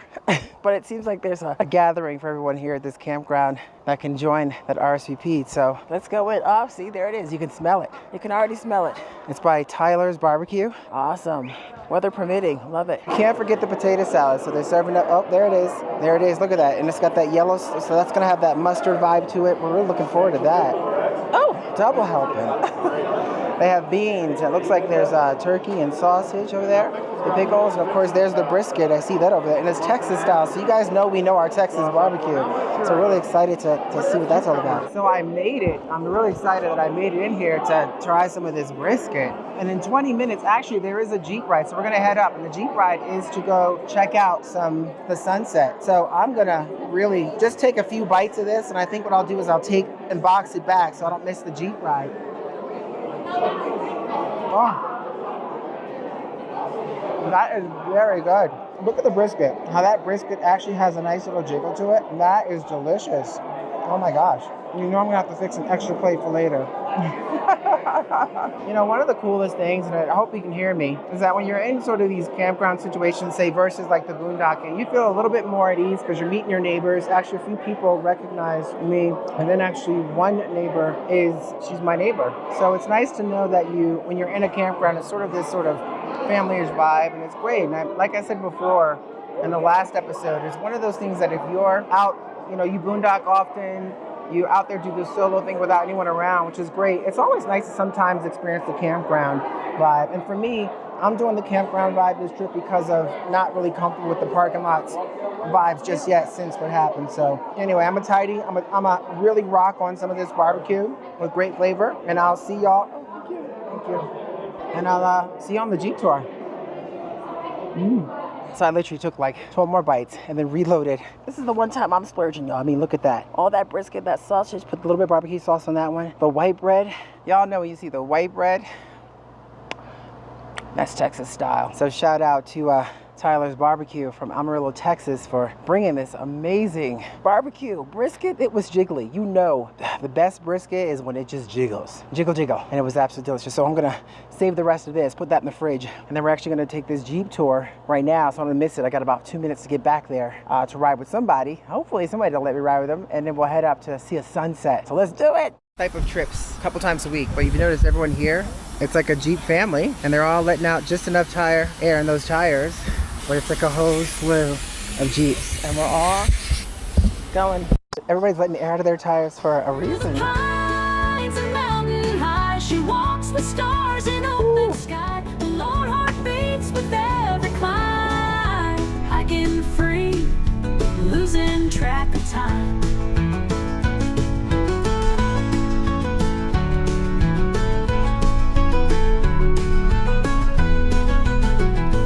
Rivers edge and fields of gold. So I made it to the top here. The sun set, but I don't think we're gonna get it. But we're up right now, you guys. We're 12,500 feet in elevation. They're about to start a little bonfire over there and have their chairs. But it's just, look at this view and all of the Jeeps that made it up top here. You know, the air is so fresh and crisp up here.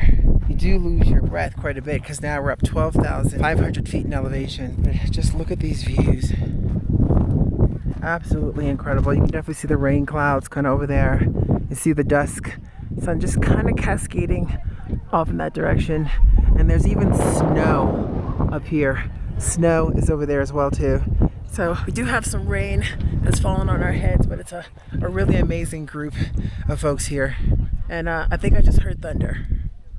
We're at 12,500 feet in elevation, and I just heard thunder. You know,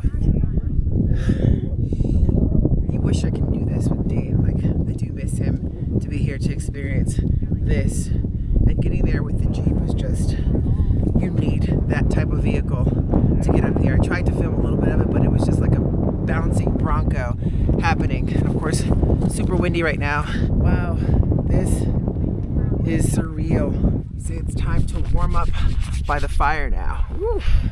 Of course, the roasted marshmallows, making s'mores. We got the official sticks. I got the warm air blowing this direction. I love this. I have to honestly say this has been such a fun experience. You know, yeah, I'm on my own here, so trying to familiarize myself with the area, but also just meeting folks. I don't really have problems doing that. And you meet a lot of folks here that are in the RV space or off-roaders, and their love of RVing, and just learning how much they actually enjoy this place here in Breckenridge. It's amazing. Or Frisco is another area they said I should check out. So it's hard to breathe up here, 12,500 feet. But they're roasted marshmallows over there. The beautiful kind of cloudy skies. Actually, there's lightning that just kind of happened off in the distance. Oh, we can capture a little of that. But we still gotta go back down. And it's gonna be at night, so that should be fun. Through the pines and mountain high, she walks with stars and open sky. A lone heart. Woo! I'm just like that, back inside desert snow. It is raining cats and dogs. I'm not sure if you can hear that, but listen. That is the pure sound of Tanya getting a good night's sleep tonight. Like, literally gonna get a good night's sleep. What an amazing time. I did not expect that on the Jeep tour. It wasn't even really a tour. It's like a bunch of folks that had Jeeps. They just kind of got together, and it's part of this like RSVP thing that we did at this campground. It was so much fun. A little hairy at times. It was my first time doing something like that, but it was fun. I actually called Dave, FaceTimed him while we were up there. We were up 12,500 feet in elevation, y'all. Crazy. Oh wait, what are you looking at? What is going on? What is in here? What are you looking at, Mimi? Get it. What is it? Oh. What the heck is that? Ah! What is that? Oh, just a moth. So, for dinner tonight, I'm just going to heat up some of that barbecue. We're going to have some of that barbecue with the white bread. Yeah. Barbecue with the white bread. Watch a movie. I think that Dave was watching, I talked to him earlier, he was watching a movie called Prey, which is supposed to be like the Predator 2022 version. I like the classic, but we'll see what that one's like. So I'm going to watch that tonight. And relax and cuddle. Oh, cuddle. Hold on, I'm going to show you cuddle. Yes. Mommy's going to cuddle with you. You want to cuddle with Mommy? I want to cuddle with you, Mishies. Yes, I have all kinds of fun love languages with my cats. So, I'm looking forward to this. Relaxation, that pitter patter of rain. One more time, listen. We're going to sleep like babies, y'all. Good night, y'all. We'll see you in the morning.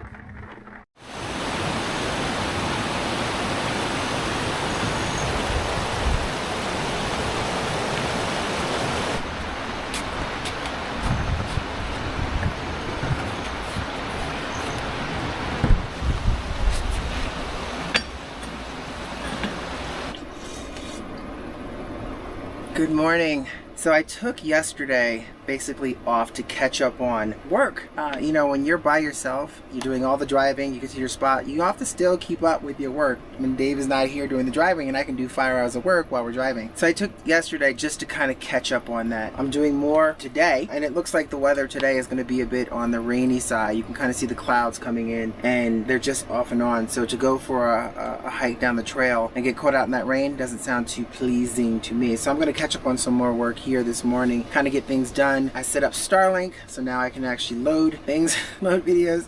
So that should be a great thing to do. So, you know, I'm going to do that. I do have some things in the refrigerator tonight. I'm going to make a really nice dinner. Y'all can stick around with me and join me for dinner, but I got to catch up on some work. So before we actually get into work, I just want to show y'all. You see them clouds up there? Woo!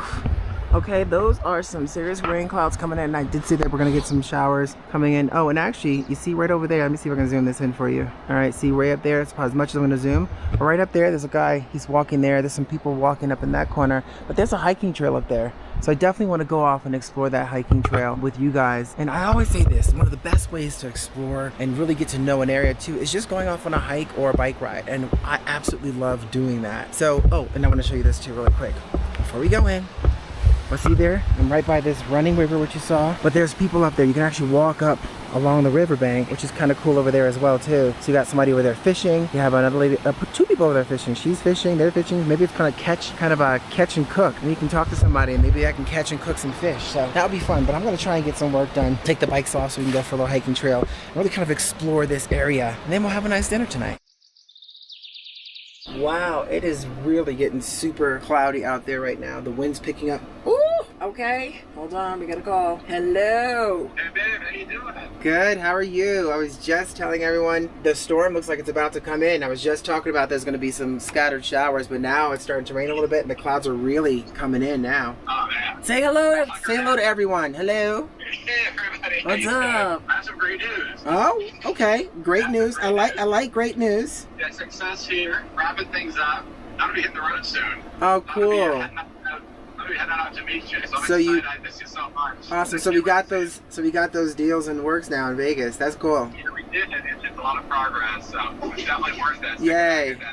Yeah, me too. You know, I was just telling you, I'm living the life here on my own here, and it's a lot more than expected. It's like I have to double up on the work than not. But yeah, I'm actually just going to get some work done here. I'm so excited to see you. We got like 3 days, and I'll see you in about 3 days. Yeah, exactly. I'm super proud of you, babe.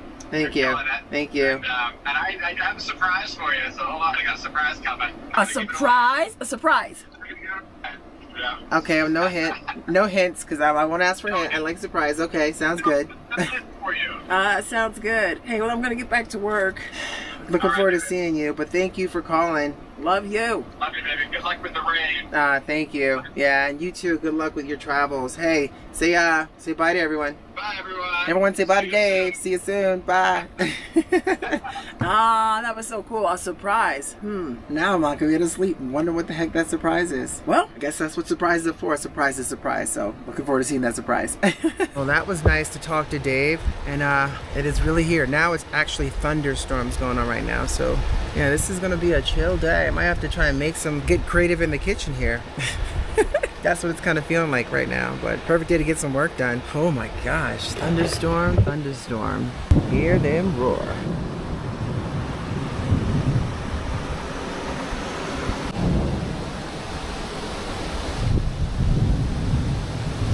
Whoa, that was a loud thunder crack. Hey guys, how you doing back there? Let's go check on the kitties. You guys up for a little thunderstorm action? Because we're getting the thunderstorm, Bubby. You okay with that thunderstorm? You're in that protective. You got that protective mode on, like, oh yeah, thunderstorms make me feel like I want to take a good old nap. That's what I like, is a good nap during a thunderstorm. Bailey's like all the good senses. She's seeing all the birds, kind of the swallows, kind of dipping at the riverside, right? Look at that thunderstorm's kind of crazy. This feels like it might actually turn into video game and chill day, actually. Oof. Definitely not going up on those trails with that thunder cracking. Not happening. And I looked at the weather report and says this is kind of how it's going to be off and on today, so. She's a wild woman on a trail, through the winds and the start of a gale, with heart and soul. She faces the unknown in the wild. she's never alone.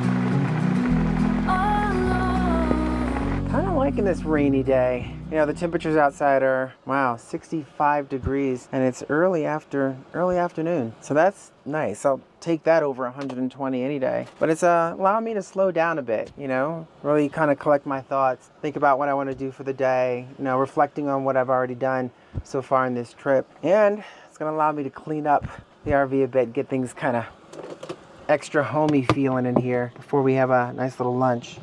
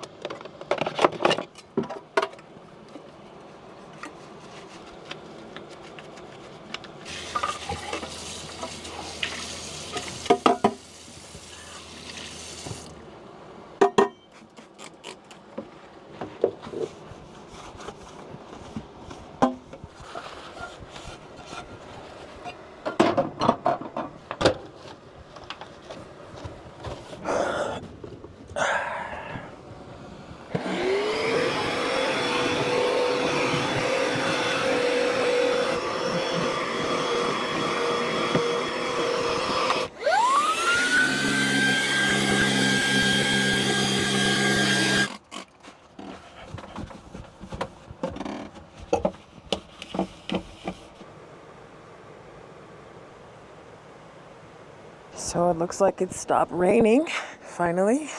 But it's after so many hours, gosh, all day. It's right around supper time. So I think I'm just gonna go for a quick walk to stretch my legs and start making some dinner. It's getting quite chilly. And maybe, well, definitely tonight I'll play some more PlayStation. Oh, it's cold. Actually, looks like the sun is starting to peek through for a little sunset. I think going up that mountain today would be super pretty, and the clouds are kind of breaking from the all-day rain. Actually, the river has picked up quite a bit. Pretty rapid up there. Wow, look at that. Rapids are coming down nicely. The birds are still out and about, probably fishing before bedtime. That is just amazing. And depending on how I'm feeling later, I actually might start a fire tonight. You know, here, this particular spot, you can't have a fire. There's no fire pits, but I can have it inside my solo fire pit. So, you know, I got some wood that we definitely need to use. Got a bunch of those there, so it might be a crispy, cool night to have a glass of red wine by the fire. So let's see what after dinner holds. And then you guys can join me for that, which would be fun. Oof, that's getting chilly. Let's stretch those legs, go for a quick little walk, and then start some dinner. Tonight feels sort of like a soup. I gotta see what ingredients I have in the refrigerator. But let's see if we can make maybe a soup tonight. Just feels that kind of cold, chilly weather. Maybe soup tonight. Wild, strong and free. Under the stars, it's just her in the breeze. Her campfire glow, her heart's decree. So that was a nice little brisk walk. Now I think it's time to whip up some dinner. All right, change of plans. Felt like soup, now I feel like a burger. I actually have this French onion beef burger already pre-pattied, which should be nice. And we got some nice ears of corn that we actually got from that farm. So we're gonna have that with a burger. Burger's gonna be nice. I'm gonna put red onion in that, just kind of really dress it up to be a nice burger on a brioche bun. So let's get cooking.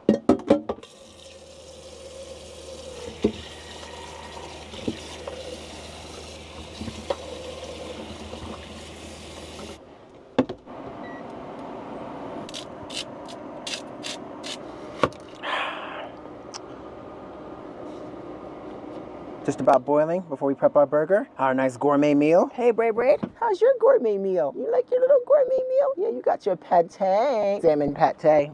Loving it. Gonna have that on some brioche buns. I got some cheese. That's a sharp cheddar cheese. And I do like onions, so that's gonna be a nice whole onion in there. Put a little mayo, some ketchup, and it's that French onion burger is gonna be just tasty.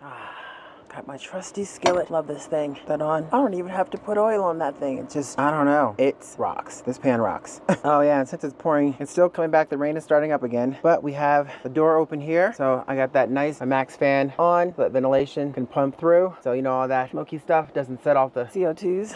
But that should be great. Boom. Next up, the patty once that warms up. All right, got my seasoned patty. Ready to rock. It's got a lot of nice seasonings on that. The French onion seasoning. Like French onion seasonings. Got some scallions in there. I might throw a little Cajun on top of that. But look at that thing. Just slides right across the bottom. It's always important, y'all, to have a good, trusty piece of cookware. It's on both sides, that nicely seasoned. Yeah. And I'll let that cook up. And then once that's pretty much done its thing, I'm going to put the buns on there just to soak up some of the juices and toast those brioche buns just a bit.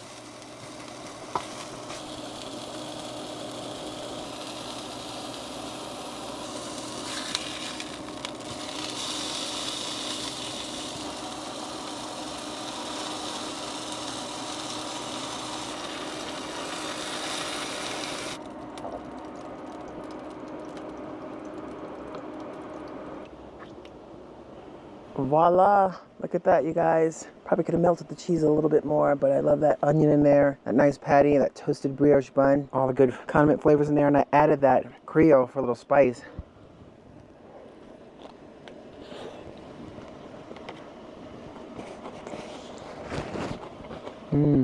That's good. That is really good. A lot of flavor coming out of that French onion burger. You can taste the crunch from the onion, the scallions, the ketchup in there, and a little bit of mayo on top of that, and that cheese, a little sharp cheddar, really brings home that flavor. That's great. I'm gonna dive into this and some crunchy corn on the cob.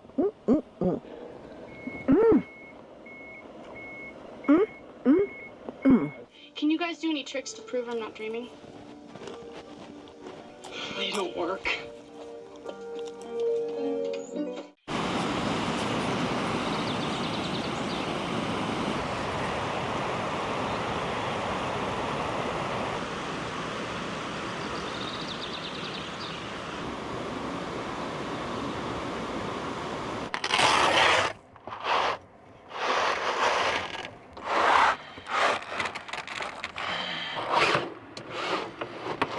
Morning. Oh, yes. Come on. Good morning.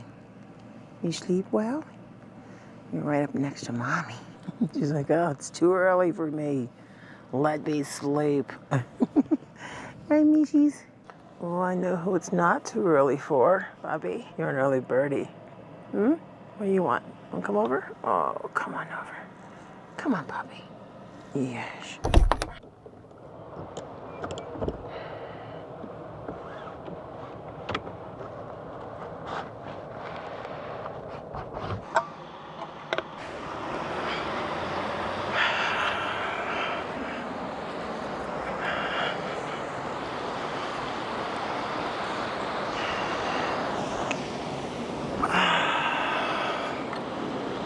Good morning. This is the way to wake up.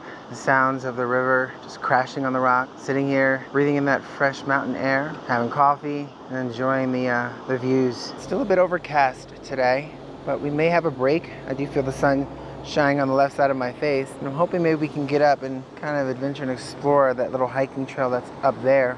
Gotta figure out how to get there and really kind of see what this place is about. That's what we'll do. Kind of get my exercise in and really kind of feel, oh, I could just smell the pine just as the wind blows slightly, the pine trees, that natural smell. Pine is just, I don't know, there's nothing like it. Probably why we love being in the mountains so much. But yeah, we're gonna explore this place today, see what we can kind of discover. I am gonna take the drone, see if I can kind of get some cool shots to share with you as well along the way. But I'm gonna sip on my coffee, enjoy this view, and then we should really go for a little hike.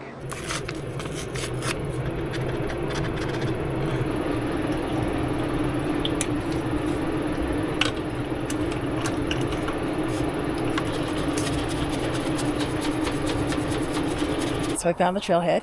This is called Campion Trail number 9021. And this is the trail I've seen a lot of folks go on. Now I was gonna take the bike down, but man, the weather has been super moody, cloudy. And take a look at that.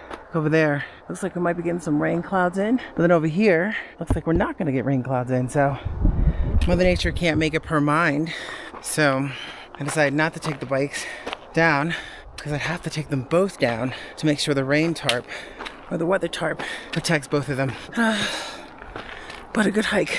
Ooh, I'm gonna be winded too. It's like 9,500 feet in elevation. All right, let's focus.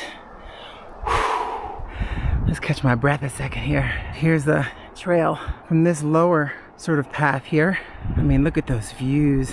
Wow, that's just unbelievable. You know, if you were up here and it were a clear day, you'd probably get a nice sunset. But it's an absolutely beautiful trail. It's like that in a combination of the fresh air, just breathing in that fresh air. The heat, I think it's around 78, 79 right now. So it's not hot, but it does feel that way once the sun comes out. So it's nice to have it dip a little bit behind. There's desert snow down there. Dip behind the clouds. Got a backpack, lace your boots tight. Trail mapping in under the morning light. Whispering wind, songs of old. Stepping solo, but her heart's bold. So a biker just came past me. Gosh, you gotta be super strong to hop up on a mountain bike and just completely rock it up elevation. Good for him. Good for you, son. Good for you. And I have to tell y'all, seriously, it feels so good. Like for being 9,600 feet in elevation, and I feel like I've done this before. Like it's all incline and not super easy terrain, especially since I'm in sneakers. I could have worn my hiking boots, which I probably should have. So I have to be careful going down. But I'm really proud of myself for getting out and being more active, riding bikes, walking, just doing the things that I need to do to be around for a long time and enjoy views like this. It's just something to be, everybody should do it. If you can get out and do a little bit of hike or walk, everyone should do it.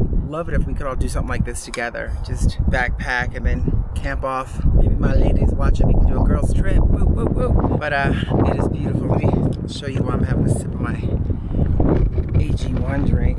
Take a look at that. Look at those views, y'all. Seriously. You got a little bit of overcast on one side, but you can see the sun just shining through. Those mountain peaks off in the distance over there just look amazing. And then over here, it's probably not doing it justice. Let me see if I can zoom in. There you go. Look at the views. Beautiful green, blue skies with the clouds just cascading over the mountains. It just feels like paradise. I feel like this trail goes on and on. Now I'm actually winding through some woods here. Well, at least it's clear and there's a visible trail. So I'm good on that. It's wide open and it's very active. It's so beautiful. What a great day. Sun peaks high, casting golden rays. Trees whisper tales of ancient days. River hums a tune. She feels. Good, how are you? Oh, you're welcome. Man, mountain bikers are pretty rad. Ripping down, up and down the mountain. But there's no e-bikes allowed on the trail. So, looks like just hiking it is. No e-bikes allowed on the trail. And I can understand that. Put the pedal to the metal, and it lessens the amount of folks that'll ride the trail. Wow, it just keeps going and going. I don't know how far I'm gonna go today, because I just don't want to take a chance on getting lost. I don't think I will, but don't want to take that chance.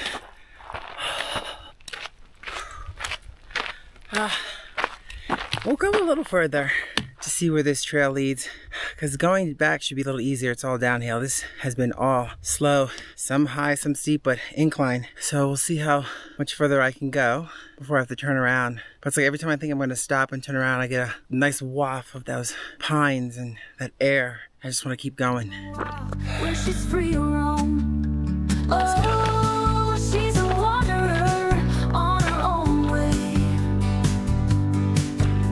Hiking through the night and the break of day, with every step finding herself a new. It just keeps going on and on and on. And it's starting to get a little on the later side. But according to my watch, so far I've walked 5 miles, which means it's going to be a 10-mile walk back.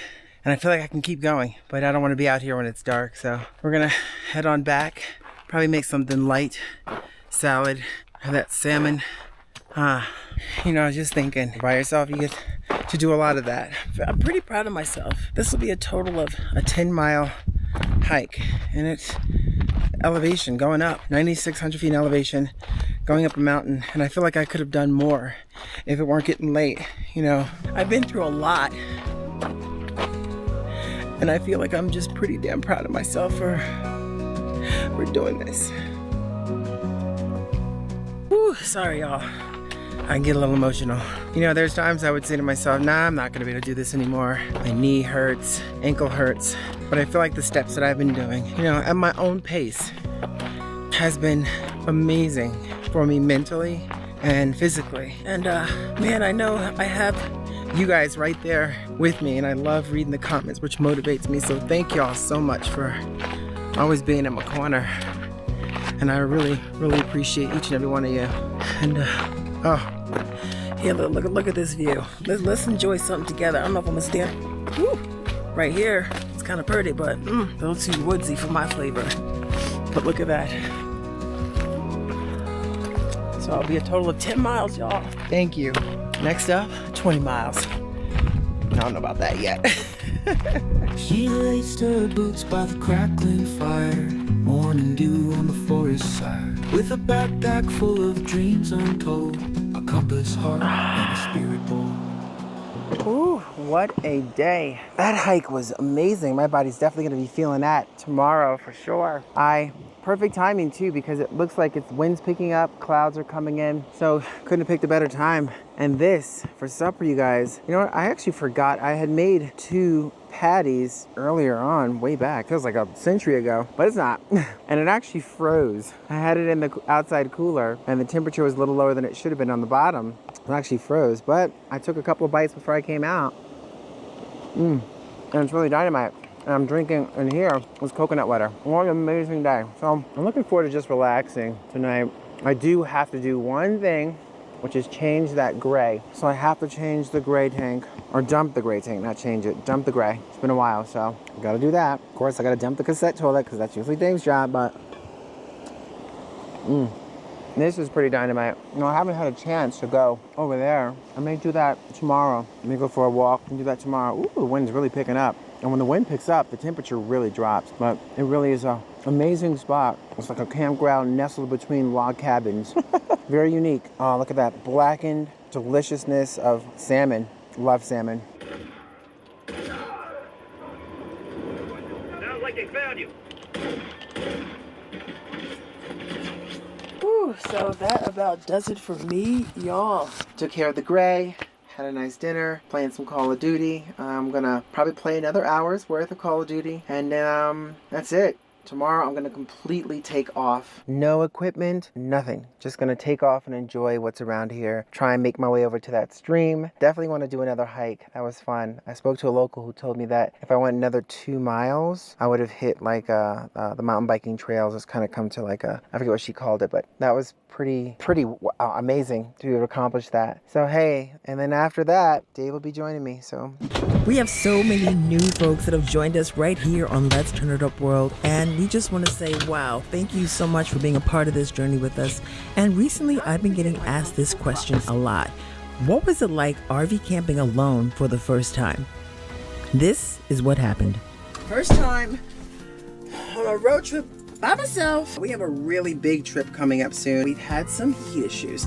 So that being said, they should all be fixed, but we want to do one more shakedown trip. So to kind of kill 2 birds with 1 stone, I'm taking Desert Snow off and we're going to head off to the Valley of Fire where it gets really cold at night so I can kind of check out the heat. The difference is I'm by myself and I've never actually, outside of driving Desert Snow, Dave kind of handles a lot of the stuff, you know, getting things ready for camping. So this should be exciting and a first. But I will say, first up, we need to get some groceries and coffee. So, let's go! I'm gonna definitely grab some of this Dover sole, and tonight I'm gonna definitely have one of those wild ahi tunas right on the grill. It's like a 2-hour drive from here to Valley of Fire. I'm just fingers crossed because it's a little later in the day. I hope I actually can get a spot.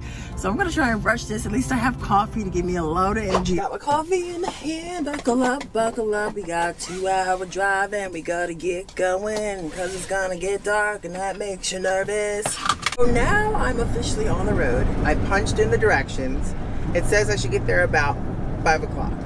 And 5 o'clock here means dark o'clock outside. And if I remember correctly, the last time we drove, there's like winding mountainous roads that Dave drove, not me.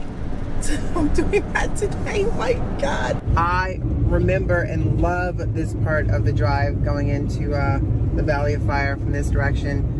You're like surrounded by these beautiful rocks, and I think as we start getting closer and closer, and now the sun may be setting so you don't really capture that glow, but you get that red rock, that Valley of Fire, really rich red tones.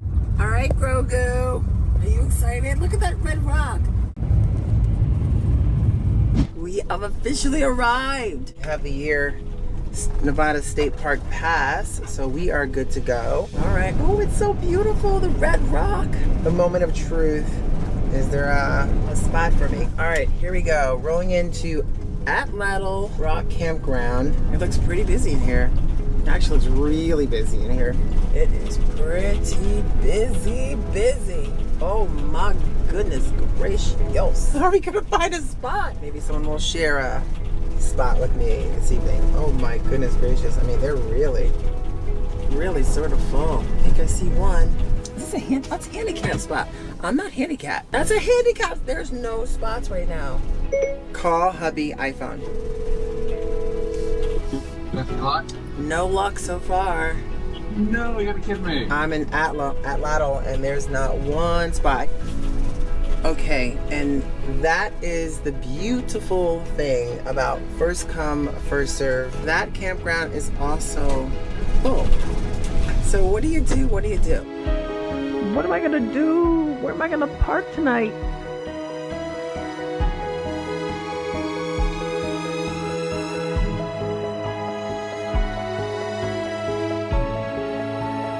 Traveling on my own here, could not find a spot to save me at the Valley of Fire, so ended up here at sort of this truck stop. I asked the officer if it was kind of safe to park here, and he said it was fine. And now I have the heat on, so I'm trying to run the heat. A little cold outside, it's about 30, so not terrible outside, but I do have the heat on. I cranked up to 70 right now. I can hear it, so I think technically from what we were told, it's supposed to crank, and then once it gets to 70 degrees, it's gonna be quiet for the rest of the night. I'm gonna try and get up really early in the morning, because if I can get up early in the morning, the host said there might be spots that open up over at Valley of Fire, so I'm gonna try and head back there. I'm basically about 14 miles outside of Valley of Fire right now, so I can see it. Just kind of right at this truck stop area here, sort of like this dispersed camping area. And hopefully the heat will crank throughout the night. All right, there it is. You can hear it. It's pushing out all that hot, warm air. I can feel it from all the different compartments. It's warm. So far, so good. Let's see what happens once it reaches 70 degrees. No. Look, it has happened. There it goes. W27H. I gotta call Dave right now. Oh no. How you doing? I'm sitting here, I heard it crank, it turned on to 70. I thought it was fine, because it slowed down a bit, and then all of a sudden W27H and the surf fan surfaced again. It was like pushing through, so there is something going on with this. Maybe it's the unit itself, I have no idea. All right, well, I'm gonna leave it running because I know that's what you're supposed to do, but we'll figure it out. I love you, I'll talk to you later. Okay, so today has been like just one thing after another. These loud banging noises outside the RV in this creepy parking lot that just turned out to be fireworks. You know, from not being able to get a spot over at Valley of Fire to ending up here at this spot, which is a little creepy. And I can deal with that. All the trucks, you can hear them still coming in and out. But to see that air message, the heat, we've been having issues with the heat for quite some time. And to see that air message again just resurface even after it's so frustrating. Oh, I'm sorry you guys. Whew. I just kind of hit me for a second, and yes, I am an ugly crier. Okay, so I mean, I do know it's gonna get fixed, and it's just gonna be a matter of making those phone calls and dealing with them, and at some point it will be fixed. We know that. I can tell you we're not gonna stop one of the coolest trips we have planned coming up because of this. We will adjust and move forward from this. I'm gonna run it and see if that message comes back on or if it doesn't come back on. Let me off the hook. I wanna run wild. Get tangled in the sheets with the lover that isn't you. 'Cause I was on my own when you were by my side. So there's no difference now, except there's nothing to hide.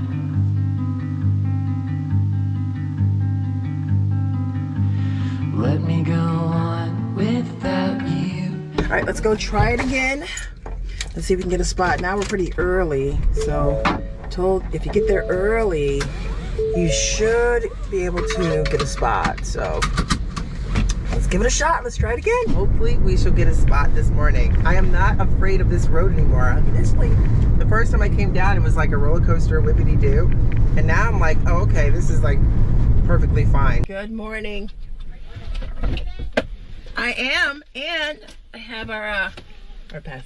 Oh, okay. Thank you. First time by myself, so I'm just learning the ways. Okay, the buildup is killing me right now. I have now entered back to where I came last night. I think I found a spot. It looks like this might be a spot.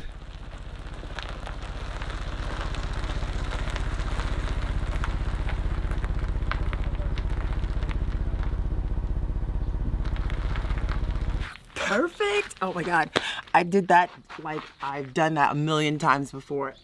And I haven't, so high five myself. Can I just stop here, soak in the sun, and take in this moment of relief, of coming here and finding a spot. Now, it may not be the spot we had last time, which was pretty amazing, but it's great to be back here at Valley Fire, to actually have a spot. And it's actually a cool spot. And to see this red rock once again. I'm gonna finish this coffee before I make the next one, and then I'm gonna set up camp, just veg before lunchtime.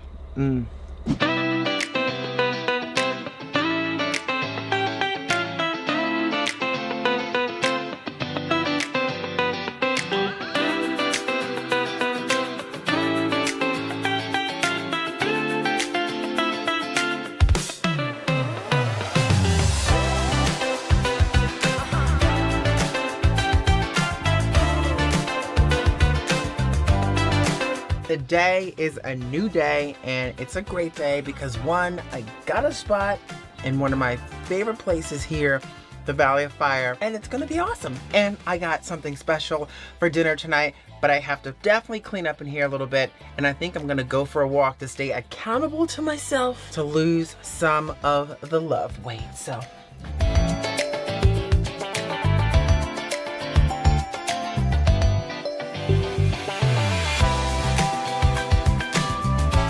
I honestly can't even tell you why I chose this as a snack. I mean, watermelon and pork rinds, but that was the first thing that came to my hands from the refrigerator. So that is the snack we're going with. And most likely this is the type of snack that only I would eat anyway. So,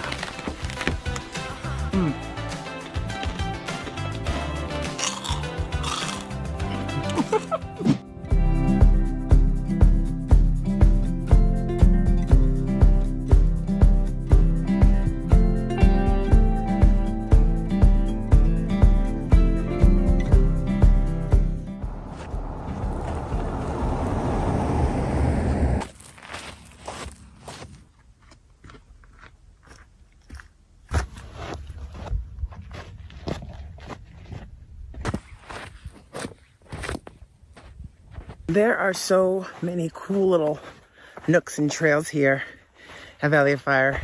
Now, we didn't go this way last time we were here. So this section even has walk-in campsites. So I didn't realize that. So if you can't find a spot to say nestle in for an RV, looks like there's spots you can potentially park here and maybe tent for the night. Might have to call Dave and see if we can do a little tenting before I head out of here, since we have a spot. Fun idea, but let's go check out some of these campsites. So I am having tonight for dinner, I'm having ahi tuna. So I'm putting this marinade together with soy sauce, a little bit of pepper, because there's a lot of salt in soy sauce. And I'm gonna graze up some ginger here, marinate that for about 30 minutes. And I'm gonna be using this on an induction cooktop tonight.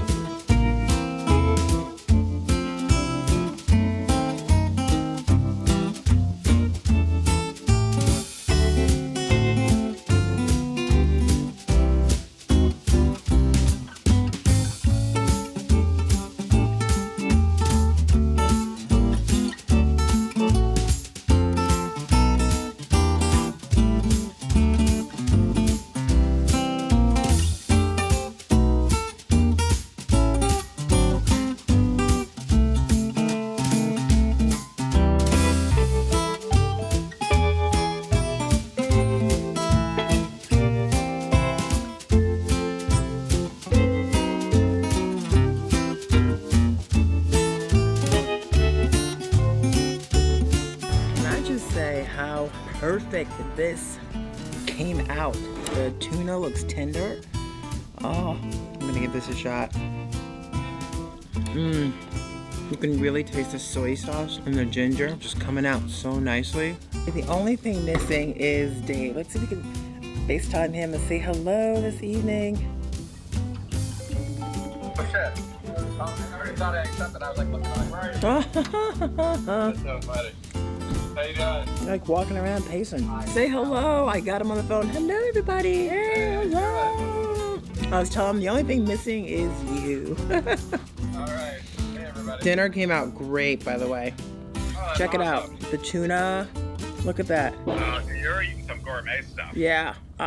Yeah, well, you know what? Little... Well, I'm going to get back to my gourmet food before it gets borschty cold, but I wanted to call and tell you you're missed for sure. Oh, I can't wait to see you. Yay. Can't wait to see you. All right. Say bye, everybody.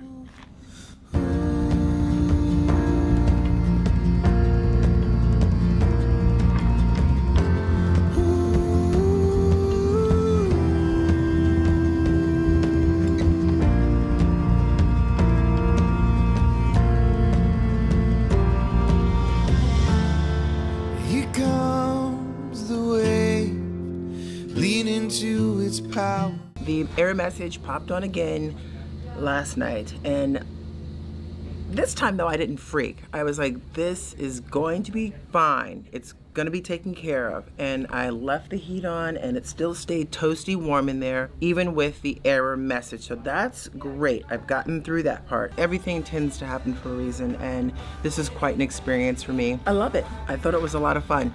So we did find a tenting spot.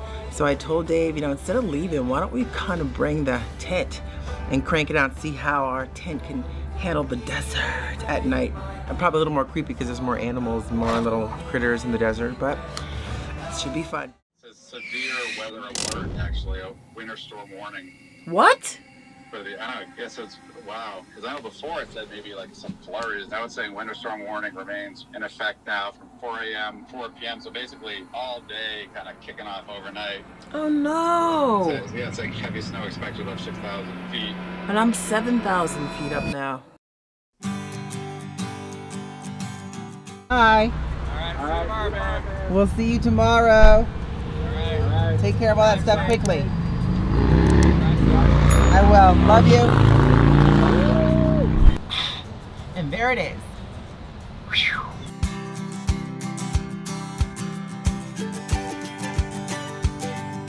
All right, so I filled up the tank with gas, picked up some groceries, and now we're heading back up to Fletcher View. We had a great holiday weekend, had a great holiday down in Las Vegas, and it was great. So now we're heading back up to Fletcher View to kind of just soak in some more of the winter wonderland that's up there. We really do enjoy winter camping, get some work done up there, but I'm heading up right now by myself. So Dave is actually taking the car, which we had an appointment to get serviced. So he's doing all of that stuff, getting serviced and taking care of some errands, and we'll come up tomorrow. So I got the kitties with us who are hiding. Bailey was just sitting up front here. So we're gonna get there. I'm gonna set up by myself.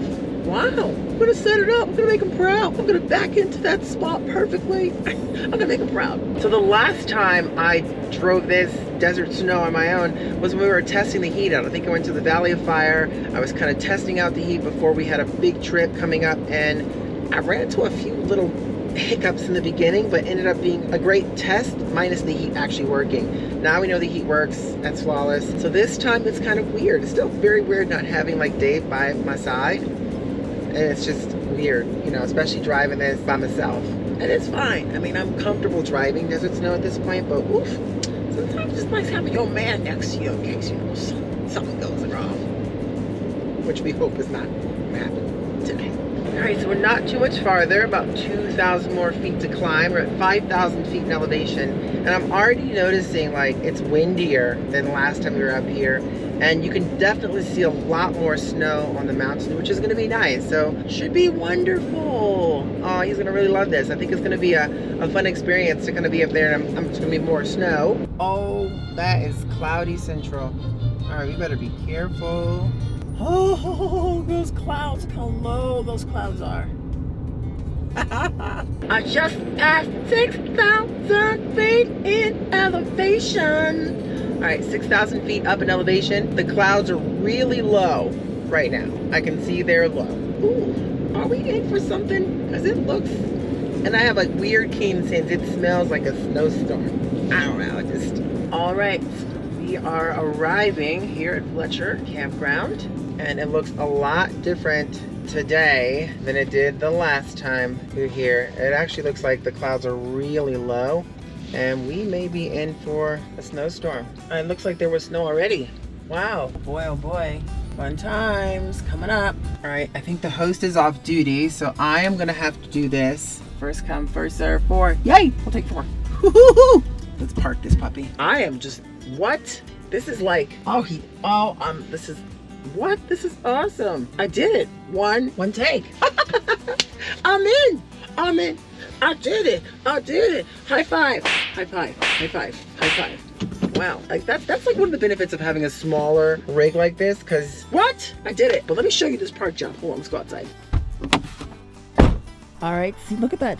Look at that park job. There's my power. There's desert snow. There's my little picnic-ish area, which right now looks totally drenched. And so maybe it was raining. Might have been some rain up here, snow mixed with rain, but that is such a great park job. All right, enough with the weather report. Look at this. Look how beautiful this is right now. Although the clouds are awfully low, but I am close to the bathroom, which is nice, and they're heated. So yay, good call for that. All right, time to set up. It's gonna be interesting, right, Macy? So look at her, she's so excited. It's gonna be very interesting today getting set up, because we're such a routine, Dave and I have our own routine getting things set up, that it's almost natural to start doing it that way. Now that I'm gonna be doing all of the setting up, it's gonna be interesting to see how we get this done. Oh, are you so ready to help me? Oh, she's ready. Let's set up. Oh, mommy's little princess. Hi. She's excited. You see the snowy snows. The snowy snowies. You like the snowy snowies? I like the snowy snowies because you like the snowy snowies. Cutie. All right. Before we get set up, Princess Bailey needs her water. She's like, yeah, I want some cold water. Yep, our cats, they bring water. See? And she loves it. Hi, Kobe's.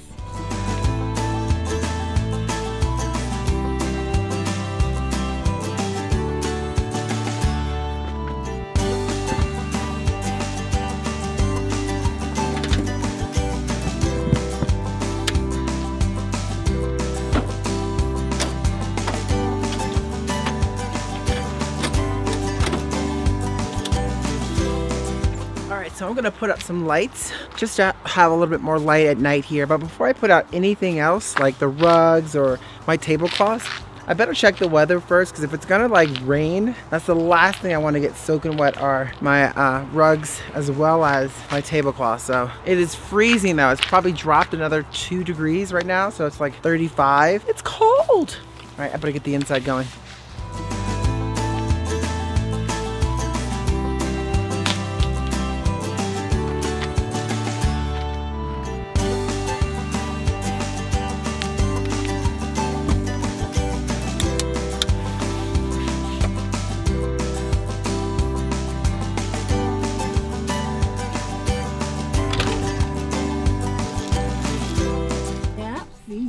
Brings you out, Bubby. I know the snacks bring you out. Huh? Want a snacky? Time for din din. Okay, so before I pour myself a glass of wine, kitties are now fed. I am just gonna take a walk to see if there's any neighbors here, you know, just to know who's here, because right now it is just moi. I have not seen the host, which says he's host off duty. He's not here. And so far, every spot is empty. So maybe they know something I don't, like maybe we shouldn't be here. Of course, keep your eyes peeled, because I'm by myself and it's getting dark, so we don't want to roam too far. Not one person here. So January 3rd, someone's supposed to be here. 1st to the 3rd, so they're already gone. It's close to the bathroom, but look, there's not one soul here. That's going all the way down. Oh my goodness. And those mountains that before you could see, completely covered. Temperature's definitely dropping. So we might get some snow. Oh man, I definitely feel like I should get back there, pour myself a glass of wine. Okay, I'm going back. Far enough. There's no one here but moi right now. So it's time to wine, W-I-N-E,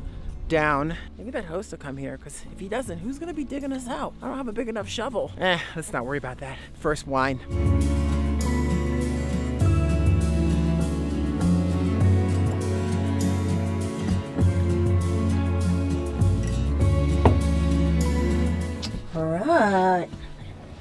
let's give Dave a call, see where we are at with the weather, because let's see if we're right. Hey. Hey, so I'm sitting here with a glass of wine now, and I am curious to know, can you tell me, what is the weather gonna look like up here? Because I smell snow. Yeah, well, hold on, let me look. Yeah, I'm curious because I came up here and it just seems awfully, the clouds are really low. It's cold. It was like 38 degrees when I got here. Yeah, I'm just looking. Oh my God, there's a, it says severe weather alert, actually, a winter storm warning. What? For the, I don't know, I guess it's, wow. Because I know before it said maybe like some flurries. Now it's saying winter storm warning remains in effect now from 4 a.m., 4 p.m. So basically all day kind of kicking off overnight. Oh no. It says, yeah, it's saying heavy snow expected above 6,000 feet. And I'm 7,000 feet up now. Yeah, and it says it's above 7,000, it says 6 to 15 inches. Oh my With God. Wind gusts could be pretty high too. Damn. Seriously? Oh man, I think I should probably, I took out like the chair and I was gonna like think about at least starting a fire. But I don't think I'm gonna do that tonight. I'm gonna keep everything sort of like inside if the wind is gonna be picking up. Oh my gosh. And you're looking at this right from the weather. Yeah, no, yeah, I'm looking, I just checked the weather and I'm hoping I can get up there still. Yeah, I don't know if you can. I mean, come up until the morning, so I gotta see how the roads are, because they might even like shut them down if it's this bad. Yeah, I don't know if I'd want you driving in like that, if it's gonna be like that much of a wind gust and almost 15 inches of snow. That's crazy. Yeah, I mean, a worst case scenario is I'm gonna have to just muster this by myself and then come back down once everything kind of opens up. Do you know what I mean? We might have to. I'll keep tabs on the weather. Hopefully it's not too bad and I can make it. Oh no. Definitely, let's stay close, stay in touch, and yeah, what I'm gonna do right now is just go out and put the chair back in, because if it's going to snow, I may even bring the bear in, because if it's gonna be like snowing in the morning, it's like he's gonna be covered. That might not be a bad idea. Yeah. All right, well, I love you. Love you, babe. I'll talk to you soon. I'll talk to you soon. Bye. Oh my God. Oh my God. We could get up to 15 inches of snow and he's not here. Ah! He left me alone. He left me all alone. Well, we got 2 cats. Oh my God. And technically this is the first snowstorm we've ever been in. Now we've been in snow, but this is a snowstorm. And of course I'm gonna muster this by myself. Well, I got you guys with me, so yikes. I better get those chairs in. Thank God for good wine. Oof. Okay, so quick update. The wind has picked up, and so if we are gonna get into a blizzard, I think we're gonna be okay. I went grocery shopping for 2. It looks like it's just gonna be me up here. And before coming up here, I filled the freshwater tanks about 75%. So that should get us through at least till storm and they can clear the roads. But oh yeah, they said about 50 miles an hour wind. So I secured stuff outside. So it's time now for us to wind down. We got the heat, it's nice and cozy. Get ready for bed, watch a little bit of Netflix after I do a little bit of work. Right, bubbies? Right, Macy's? Gubbies. Here's mommy's little Macy's. You ready for baggies? Somebody's ready to probably play as soon as I turn off the lights. Anyway, good night, you guys. We'll see you in the morning.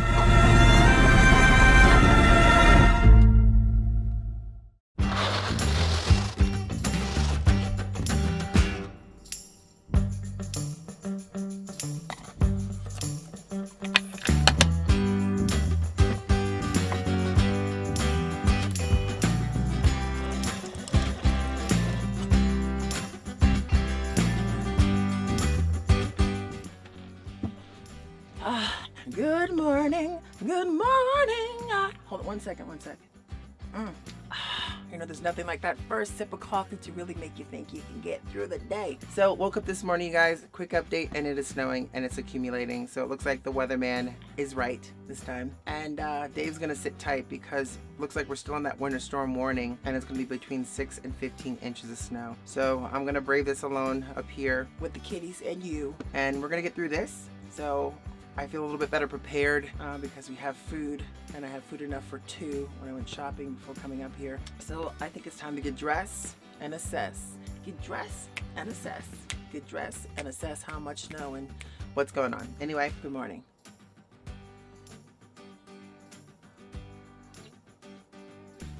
Good morning, you two. Good morning, Bubby. So, okay, you're gonna hold down the fort. You're gonna make the bed today, right? You're in charge of making the bed. So I'm gonna be in charge of giving you a quick morning brushy. Yes, you like brushy because you're so fluffy. Mommy gives you a good brushy because you love it. You love morning brushies. Brush. Yes, you're gonna give me a roly-polies. Yes. Oh, that's Mommy's cutie pies. Mommy's cutie pies. All right, I'll get you when you're rolling over next. Yeah, I like the brushing. I like when you brush my back. Nice. Gets rid of all that loose hair so I don't have hairballs. You know, I don't like to cough up hairballs in your bed, so keep brushing me, babe. Keep brushing me. Good morning. Oh, there comes the morning stretches. Say hello to everybody. Give kisses. Hello, everybody. Bailey says good morning. All right, Mom's gonna get out in the snow and check it out there. Here we go. All right, so I got me bag of winter clothes. So you definitely need winter weather pants, which is like snow pants meets wind and rain. Check. You gotta make sure they still fit. Oh, ooh, oh, yeah, oh yeah, they still fit. Gloves. I have 2 pairs. I need the gloves that actually, these gloves that have hose in them. They're actually gloves meets mittens, so they're functional so I can work, and then if my hands get cold, I can cover them up. Like, hello, mitten. Hey, menu. Gloves check. Hat check. Coffee check. All right, let's go check it out. Menu. Let's go outside. Now I have to go get my boots. Most important, footwear. Keep the head, the chest, the back, and the feet warm, and you're in good shape.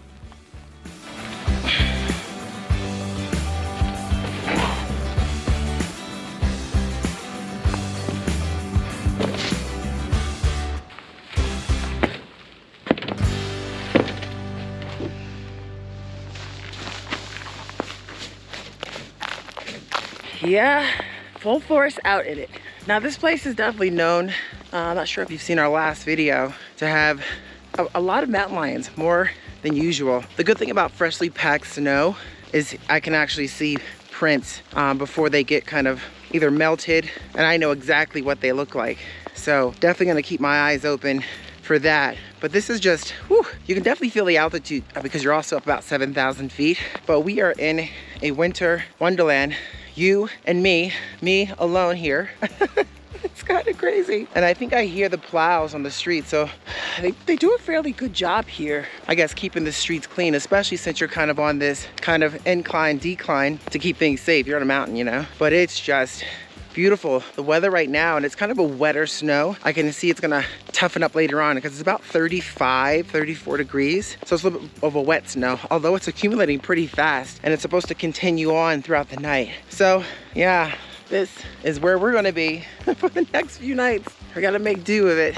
I don't know if I'll go snowshoeing without Dave. By myself, not sure how appealing that is, knowing what we know here. And the last time we were here, we were pretty freaking scared hearing the mountain lion stories and just hearing kind of creepy sounds. So not sure. Now this time in particular, we're alone. So they could be off in a distance, and it's so quiet up there now because there's not a lot of foot traffic. I don't want to be that first pair of feet walking up there. I don't know, just saying.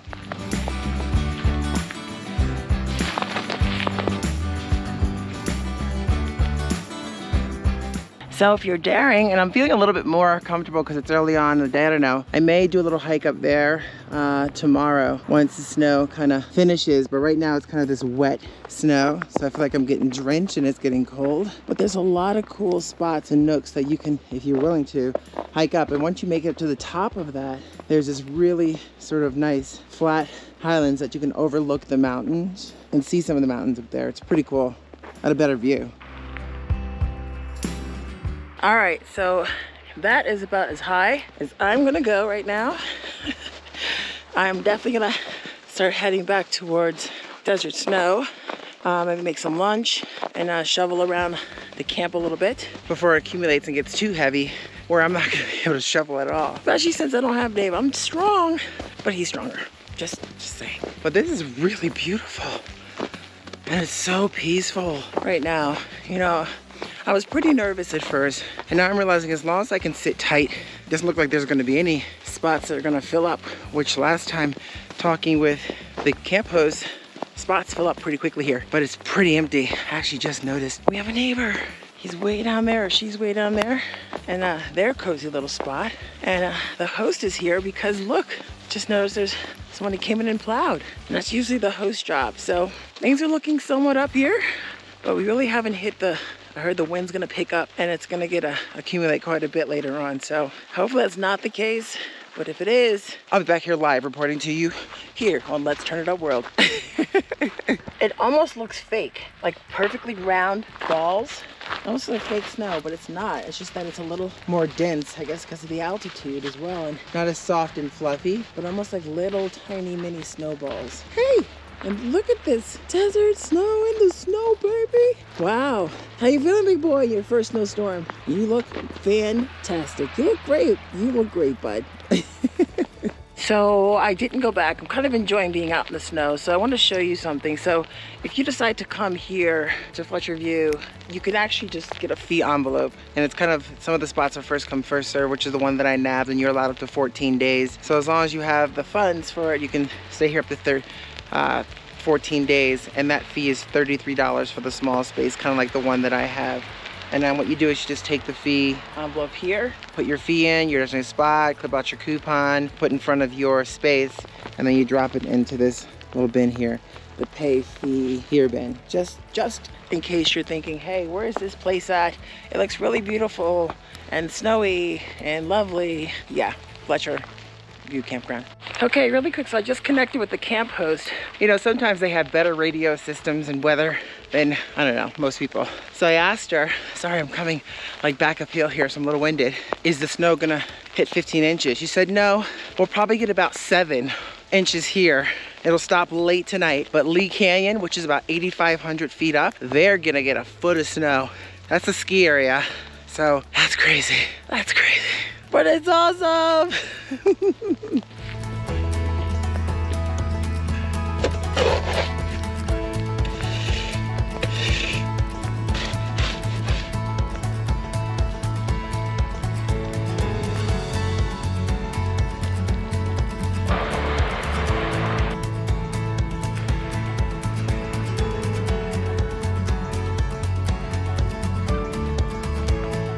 So even though Dave cannot be here with us in the snow, hubby can still be here with us in the snow. So let's FaceTime him. Let's give him a quick FaceTime. Hey, what's up? Wow, it's really coming down. Yeah, you see, look, it's all over my hat. Dun, dun, dun, dun, dun. Say hello to everybody. Hey. Yes, it's coming down. So I was just telling everyone we're gonna get about 6 to 7 inches here according to the host, but up about 8,500 feet in Lee Canyon, it's gonna be about a foot of snow. I'm sorry you can't be here, I know, but it's better, it's safer that you don't. The roads are kind of really weird. I walked out and just took a look at them. They're plowing, they're doing a great job plowing, but it's coming down as fast as they're plowing. And it's like thick, it's almost like snowballs. See, there's the host. There he is in the back, there he goes. Say hi, Bob. But it's almost coming down like ice balls, little mini snowballs. Yeah. Hey, well, all right, anyway, I love you. I'm gonna go. Snow! We all miss you. Love you. All right, love you. Bye. Wow, that was so cool, see? And it's gonna continue. I feel better. I feel a little better. I'm connected with him. I can speak with him. You guys can speak with him. I think it's time for some lunch. I'm freezing, time to go in. So, before we fully call it a good evening and head in, stay warm for the rest of the night inside Desert Snow back there, just a quick little update. You can see it is still coming down and it's pretty cold right now. So it's actually turning into more of that fluffy type snow. But you could see, like, look, all the trees, the roads are covered once again. And it's coming down, and of course with the wind it just makes it a little bit more difficult. But one thing I've learned, you know, originally coming from New England here, is you got to be prepared So I have layers upon layers on, multiple sweatshirts. This is just a kind of a neck gaiter to kind of keep your neck warm. And my hat, unfortunately, is all soaking wet. But look at that. There's no signs of it stopping right now. They say tonight, but I'm gonna see if I can take Droney up and maybe you can kind of get a glimpse of what it looks like above sort of that peak. Boy, it's really coming down. Looks good. Oh, and for those of you wondering, like, how's our heat holding up in here? Well, I have it at about a steady 68 degrees. I lowered it a little bit to 67 during the day, and then I have a small space heater, so it keeps it nice and toasty in there, sort of a balance. I'm not using up too much of the propane. I am going to use an induction cooktop inside since I am plugged in here, which is great. Look at that, already fully covered. I'm looking like Tanya the Snow Woman, but it stays nice and toasty. So I'm going to show you in a little bit how much propane I use, as it's been kind of running constantly, but it stays so warm in there because of the insulation in desert snow. So he's kind of made for this weather, and so am I. That's why I'm out in it.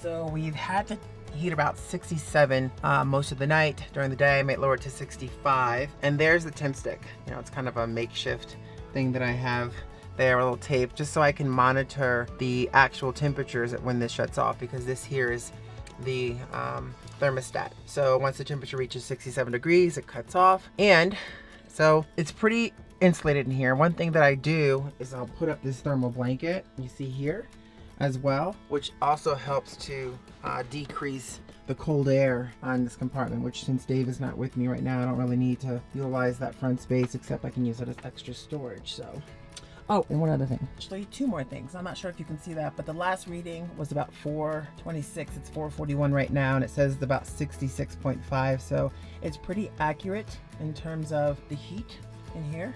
So it's nice and cozy. So with it being super cold outside, let me zoom in on that right there. You see the Mopica. Let's see how much gas we've used.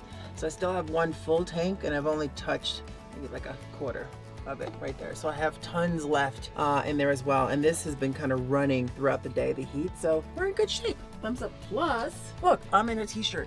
I'm in my Rise Resistance t-shirt. Super comfy. I mean, look, and cozy. Everybody's cozy. I mean, even Brady's cozy. Oh.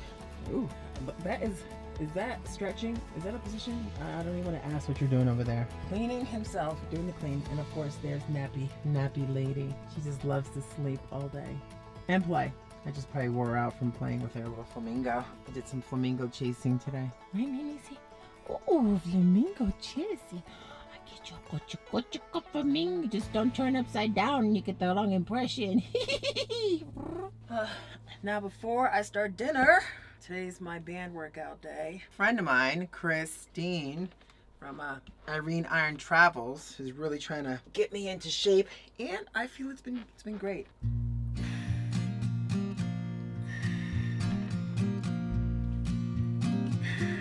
So what do we have on the dinner menu for tonight? Well, we're gonna have chicken stir fry. So I got some chicken strips already pre-cut. And I'm gonna have some vegetables, a whole bunch of assortment of vegetables in there. Now it's interesting because I've never cooked inside the RV, except one time I made breakfast a long time ago, obviously because I don't like to make a mess. It's a small kitchen space. I usually cook outside. But since it's like a blizzard out there right now, we're gonna cook inside. So I'm trying to like makeshift things, like, okay, here's my pad for the wall so it doesn't go spilling. And then I'm gonna cover when it cooks. I'm gonna use some aluminum foil to kind of cover on top while it cooks to keep it from splashing all over the place, thus having a lot of work to clean up afterwards. So Anyway, that's the plan. So let's get cooking. Okay, I never had this happen before, so I tried to open up the vent, the max vent, to get some circulation in here while I'm cooking, so it cooks out, and it did not pop. And I think it's because it's frozen. I mean, obviously it's the only time it's been in the ice and snow like this, so I think it's frozen. So, what do we do? I have a good old blow dryer. Let's see if that does it. Oh, just walking around. Oh, the joys of the RV life. And I could crack a window. But, okay, so that did not work. So we're gonna crack a window, maybe the door while we cook. But hey, if you have any ideas on how to unstick a max fan when it's snowing, besides going up on the slippery roof, leave it in the comments below because I would really appreciate that. I need a little taste of home, home, home, no matter where I go. A little taste of home, home, home. I need a little taste of home.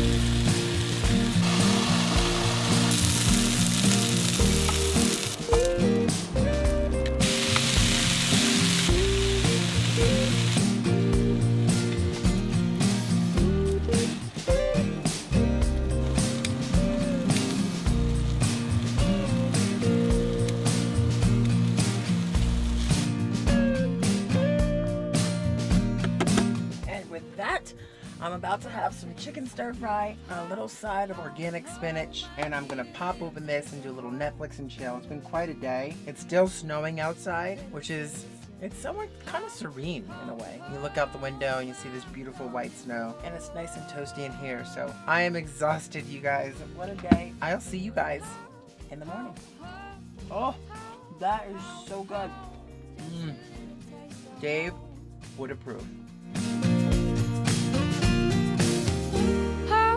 Home, home, I need a little taste of.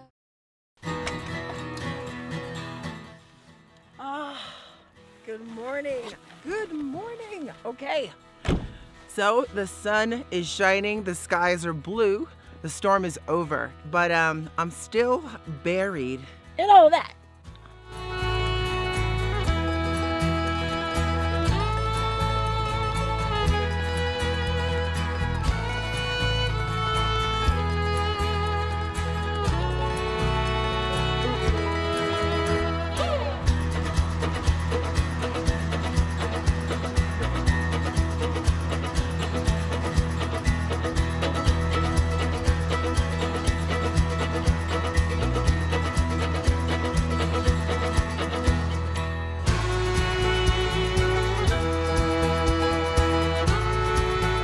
My God. All right, this has been quite an experience. You know, I had no idea what I was getting into coming up here. And then, of course, Dave not being able to come up here because of a snowstorm. You know, Dave does a lot of the work on the outside, handling things like turning on the propane and setting things up out here, while I do the stuff on the inside. So I had to kind of pace and take things one step at a time. And you know what? We did it! We made it through the snowstorm.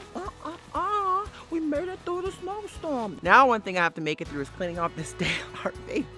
There's a lot to do. So the sun is shifting. It's going to be getting dark at some point. You know, it gets dark early here up in Mount Charleston. So that means it's going to start getting cooler and the roads are wet. So I don't want that to turn to slick stuff. So I am going to clean off this RV, head out down into the valley so I can meet Dave. I'm so excited to see him. All right, you guys, we'll see you in the next adventure.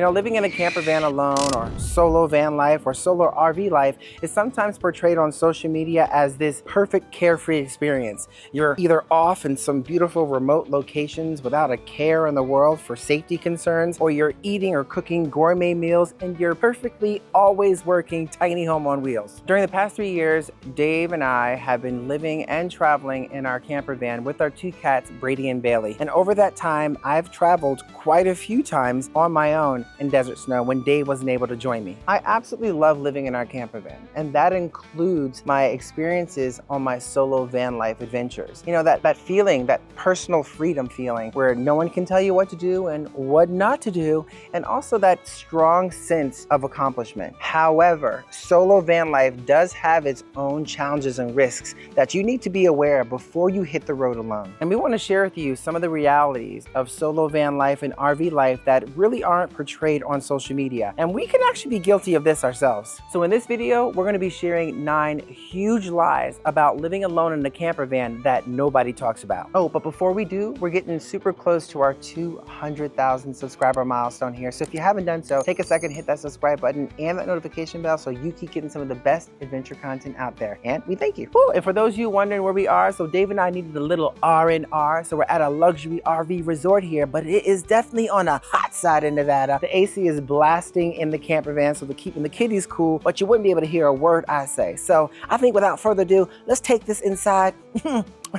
Lie number 1. Solo van life, especially solo female van life, is inherently unsafe. The first topic I want to discuss, and it's an important one, is safety. Now, there are certain risks that are heightened when living alone in a camper van, but the belief that solo van life is inherently unsafe just isn't true based on my experience. Now, while there are certain risks involved, with proper precautions, van life can be safe. And we have fortunately never suffered a break-in our camper van. No, thank God. But in the past, we actually have had our car broken into while parked in the city parking lot. So what can you do to minimize your risk as a solo van lifer? And really one of the first things to do is to always be alert and aware of your safety situation when you're doing an activity or when you're at a camper van. And if the situation doesn't feel right for whatever reason, if you go to a parking lot or a place you want to spend the night and just something doesn't seem right, don't wait around and take that risk. Just move on. There's plenty of other places you can camp at. Yeah, and don't share too much. Like when Dave was talking about that instance, if you guys seen that video we put out, it was very scary situation. We felt very uncomfortable, felt very unsafe. And so we trusted our gut and we got out of there. And we definitely felt like we were being cased. So certain situations, if you're by yourself, we're fortunately together, but if you're by yourself, don't share too much. Don't let them know where you're going, what's your next adventure, your next plan. Just keep it to a basic conversation and don't share too much. Right. And one other tip around that too, if you do engage with someone, answer in kind of we or us. Don't let them know that you're actually alone, right? Make it seem like there's someone with you, because that could certainly dissuade them if they think, oh, there's other people in your camper van. Correct. So when you're parking overnight, certain situations where you're parking in, say, a grocery store parking lot or a casino parking lot or even a gas station parking lot, something like that, it's really important to not draw attention to yourself that you're alone. You know, when you arrive, when you get there, make sure you have all the doors locked, and the compartments. Put up those internal sun shades on your window dressings. Also make sure they're blocked out fully so that people can't peek inside and see who's in there. And one point too, obviously don't put your awning out, right? Obviously obviously a very dead giveaway. And don't put your chairs out too. Now, if you do need to put out a chair for any reason, put 2 chairs out. Even if you're solo, put 2, so you have the impression of actually being 2 people at the camper van. And another important point too, if you do carry, for example, your bike outside your rig on a bike rack or something like that, or you have something expensive outside your rig, that could definitely be a magnet for thieves. You need to be even more careful. We've had a number of fellow RVers lose their bikes right off the back, very quickly right off the back to their rig. So be super careful where you choose to camp if you're carrying your bikes on the back of your rig. Also, when you're in those particular situations, those overnight spots, you want to park in a way that you're facing the exit so you can get out pretty quick, you know, versus having to back out and drive away. It should be positioned so if something does happen, you can quickly just exit the situation. And then we also recommend make sure that you let someone know where you're going to be at all times. I don't care if it's your mom, your dad, your best friend, whatever. Let them know where you're going to be at all times, especially if you're going to be doing off-grid or overnight camping like that. And a really great tip that I could give y'all is we always make sure if we're in those type of overnight situations, if there are other RVs or camper vans there, we try to park close to those other campers that we know are going to be there or feels like they're going to be there overnight, you know, safety in numbers. And speaking of off-grid or remote camping, we do quite a bit of that. And so you might be asking, is it safe to do that? Well, in our experience, generally yes. Yeah, no, absolutely. I mean, just being isolated off, you know, in the woods or something like that doesn't necessarily make you unsafe at all. In fact, we've actually felt probably our safest in those situations where we've gone out and we've camped remotely in BLM land or national forest land, some of these rural campgrounds where we felt extremely safe. And certainly, you know, if, as a solo van lifer, you know, folks do that all the time, and those places are generally quite safe. You have to take control of your own safety and really be prepared to defend yourself if necessary. You cannot always rely on the police or local security to show up on time, especially if a situation is going down and it needs to be addressed immediately. Always have options to defend yourself, seriously. Yes, and speaking of options, we actually never publicly talk about what exact methods and things we have to defend ourselves. We want to maintain that element of surprise for anyone who may be watching, or certainly if we're out at a campground or something like that. We take it very seriously, so you definitely need to know that. And we recommend that you have multiple self-defense options available to you. First of all, obviously, potentially firearms, if you are properly trained, of course. And licensed. But certainly you could have a hatchet, you could have knives. Bear spray, mace, that's a winning whoop butt combination, y'all. And I would also recommend having like loud devices like foghorns. Have something next to your bedside when you're sleeping. On top of that, your phones. And if you can, get some motion censored cameras installed around your camper van so that you can see what's going on outside without having to peek outside. And one final tip regarding safety too. We also recommend that you have your keys readily available in a place you know on a regular basis each night when you go to bed, so that if something happens in the middle of the night and you need to get out of there quickly, you know where to grab your keys and get out, drive out of there as fast as you can. 100%. Lie number 2. As a solo van lifer, it's always easy to find free and safe overnight parking. Finding safe and free overnight parking is obviously essential to when you're living on the road. Now, sometimes, especially when you're new to van life or you're alone, it can be even more challenging to find those locations that you feel safe. For sure. And so preparation and research is key. Now saying that, even if you do all the preparation and research, you still need to be aware when you actually arrive at the location. If something doesn't feel right, move on. As we mentioned before, we've been at parking lots where we showed up and, you know, everything checked off when we did the research. There were no, you know, warnings from people. They all said it was like a popular place to camp overnight, safe and things like that. But we get there and something didn't feel right. We felt like maybe we were being cased. If you feel anything like that, just move on right away. And with that being said, more and more places are putting restrictions on overnight camping, like places in cities or municipalities. So you need to do research, especially in the city that you're going to be in, to make sure that they allow overnight parking and overnight camping in certain places. And to speak to such, fewer and fewer Walmart. Walmart used to be such a great place to kind of overnight. Go in there, get your groceries, come on out, chill, go in there, get some ice cream. You know, not anymore. Fewer and fewer Walmarts are allowing free overnight camping. So now if you're not familiar with whatever area you plan on being in and you want some easy, useful ways to figure it out if it's a great safe spot to be in, well, there's apps that you can kind of guide yourself towards. One in particular is iOverlander, which is a great app to find overnight parking with great reviews. Yeah, absolutely. And finding the right spot where you feel safe, that can take some time, right? And we recommend you actually have multiple options. If you're going to a certain location, have multiple options available. So if you get to one spot, it doesn't feel right, you have another kind of plan B to head to. Now, we do have a video where we shared some of the best RV overnighters that we think you will find helpful. And we'll leave a link to that in the description box below. Lie number 3, you need to be handy or mechanically skilled to start solo van life. Now, it certainly would be helpful to be handy or mechanically skilled before you start van life, especially solo van life, but you certainly don't need to be. You know, we were certainly not handy when we started as well. Not at all. But trust us, like when you get into van life, you will start becoming more and more handy as you go. And we encourage you to try to learn your systems and things like that as you go. So you become handier and know how to fix things. Because if you're relying on RV tech to do everything, not only will it be very expensive, but it'll be very frustrating as well. You'll spend a lot of time like changing plans and things like that to find that RV tech, take care of your issues. And we suspect you'll find too, the more and more you can learn new things and fix your own issues with your van, the more kind of rewarding you'll find that to be as well in terms of satisfying. We certainly do. We can actually fix something. And one tip too, if you have an issue going on, check YouTube videos, because it's very possible someone actually made that video about that exact problem you're facing. Lie number 4.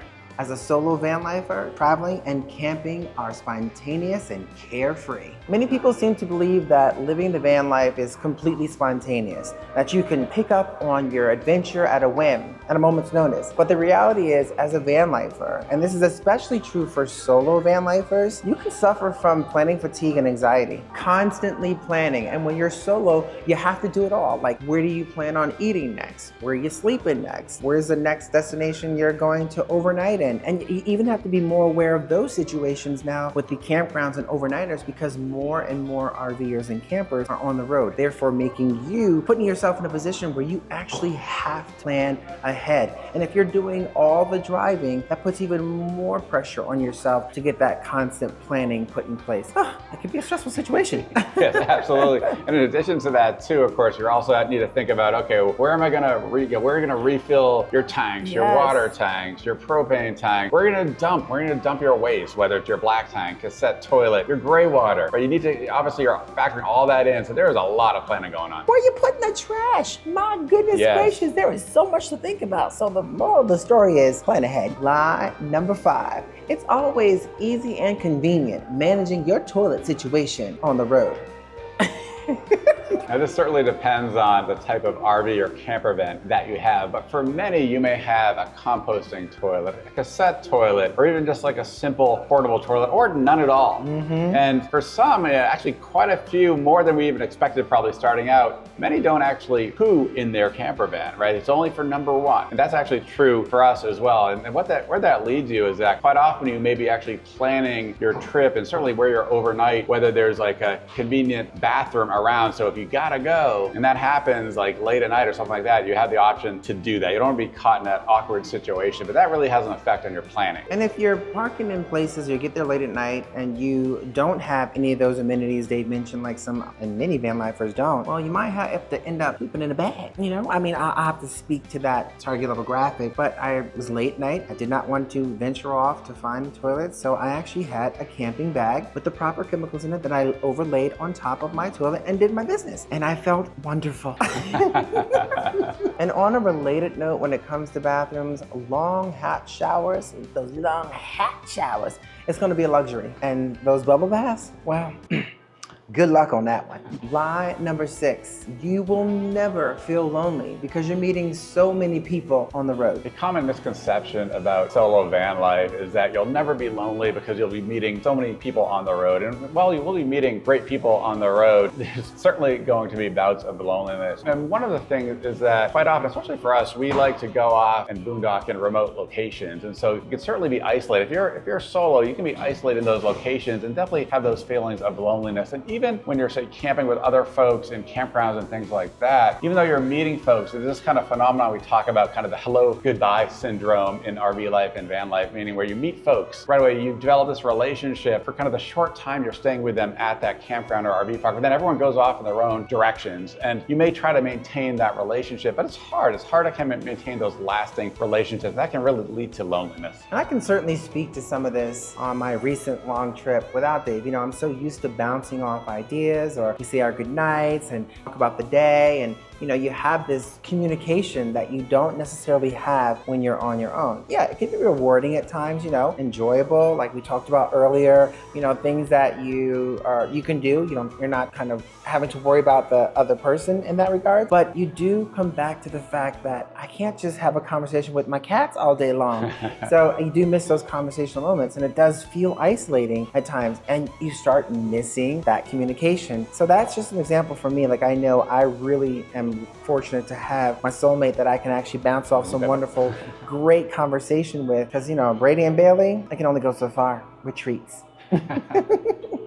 Lie number 7. It'll be easy to adapt to minimalism and living in such a small space. Common misconception about solo van life that many people believe is that kind of minimalism and kind of living that kind of more minimalistic lifestyle comes naturally to folks and really easy and easily manageable, but that can take time. The reality is that trying to downsize from where you were into that brick and mortar existence into the smaller confines of an RV or camper van, which gets even more challenging, say the smaller you go, that can be a real challenge for folks and be kind of emotionally draining and tough to take, especially in those smaller camper vans and doing daily routines where you can kind of feel cramped sometimes in those environments. So if it takes you some time, don't be surprised. Don't think you're any different than other folks going through the same experience. And to spin off Dave, I'll just tell you this, organization is going to be your best friend. It's critical. Now, our camper van is a little bigger than, say, some other camper vans that might be smaller, but it's still the same. It's really important to get organized so that you're not always thinking about Tetris moves when you're trying to put things in certain places. If you have an organized system, you know exactly where that goes, which will definitely take some stress off of your mind. I think Dave should tell you about his compartment system, because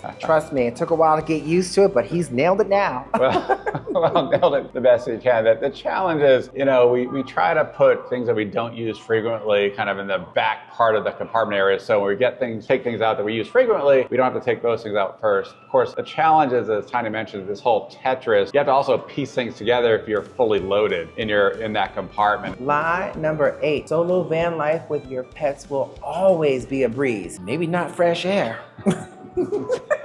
One common misconception is that RVing or living in a van with your pet will always be easy and a breeze. And that's certainly not the case. And even if you're just introducing your pets to the van life experience, they may need some adjusting. Not all pets travel well or things like that. Now, we've been very fortunate because our pets travel great. They love being with us. Yeah, they love being with us and traveling. But we know that for a fact that, and we've heard from some of our viewers, that's not all the case with respect to some other pets out there. So just be prepared for potential transition if you have pets and you're moving into van life. Yeah, there might be certain situations out there as well where you might need to get a vet. And if it's not your vet, you have to find a veterinarian that you trust, that you feel safe taking your pet to. So those are also situations that happen, which makes it not a breeze. Now, I will say, absolutely, what is a breeze is those snuggles. They come up to you, give you a snuggly wugglies in the day, snuggly wugglies at night, and just their character. It's like, I personally feel having our Brady and Bailey with us all the time, they're an extension to our family, so it's great to have them there. Yeah. But it's not always a breeze, especially with that litter box situation, right? Certainly the litter box as well. You need to make sure you keep that litter box clean. We do. And another point too is you may be, when you're RVing, especially in summer months, you may be in some extreme temperature situations. And so it's super important to make sure you stay close to your van or RV in those types of days, and also have monitors. We have quite a few monitors monitoring the temperature in our rig to make sure it's safe for our kitties at all times. Absolutely. Lie number 9. You will never miss the normalcy you may have had when you lived in a brick and mortar lifestyle. Like them bubble baths. Now, this may not be true for every RVer and van lifer, certainly, but we know it's definitely true for some. That can be the feeling of being almost like feeling detached from quote unquote normal society. Yeah. You know, when you're living on the road, you know, for example, you don't have your normal doctor that you'd go to, or your kind of the restaurant you go to every weekend, or kind of the date night. Date night. You can lose track of that, right? And things are constantly changing. You're adjusting to weather, so it's hard to have that kind of sense of normalcy all the time. Yeah, and what can help with that, honestly, y'all, is to slow down. Slow way down. Yeah. And Dave's still working on that, y'all. I'm still working on it. What he means by that, and what I mean by that, is basically stay in one place a little bit longer so you can build those little relationships. Yes, places you may stay out there, if you're definitely boondocking, you're on your own. But if you're at a campground or places like that where you can actually build a little bit more quality time, kind of communicating, having some fun, building a little bit of normalcy in your life, do it. Absolutely. Now we have a question for you. If there are any lies or misconceptions about solo van life that we have not mentioned, please let us know in the comments below. We would love to hear about them. Yeah, and if you are thinking about buying your first camper van or a different camper van, and you want to know 9 huge lies about buying a camper van over $100,000 nobody talks about, well, watch that video right here. I'll sit back so you can see it, so it's not on my face. Maybe it's on Dave's. Yeah, right here. Maybe it's on my chest. Maybe. Well, wait a second. All right, y'all, and we'll see you in the next one.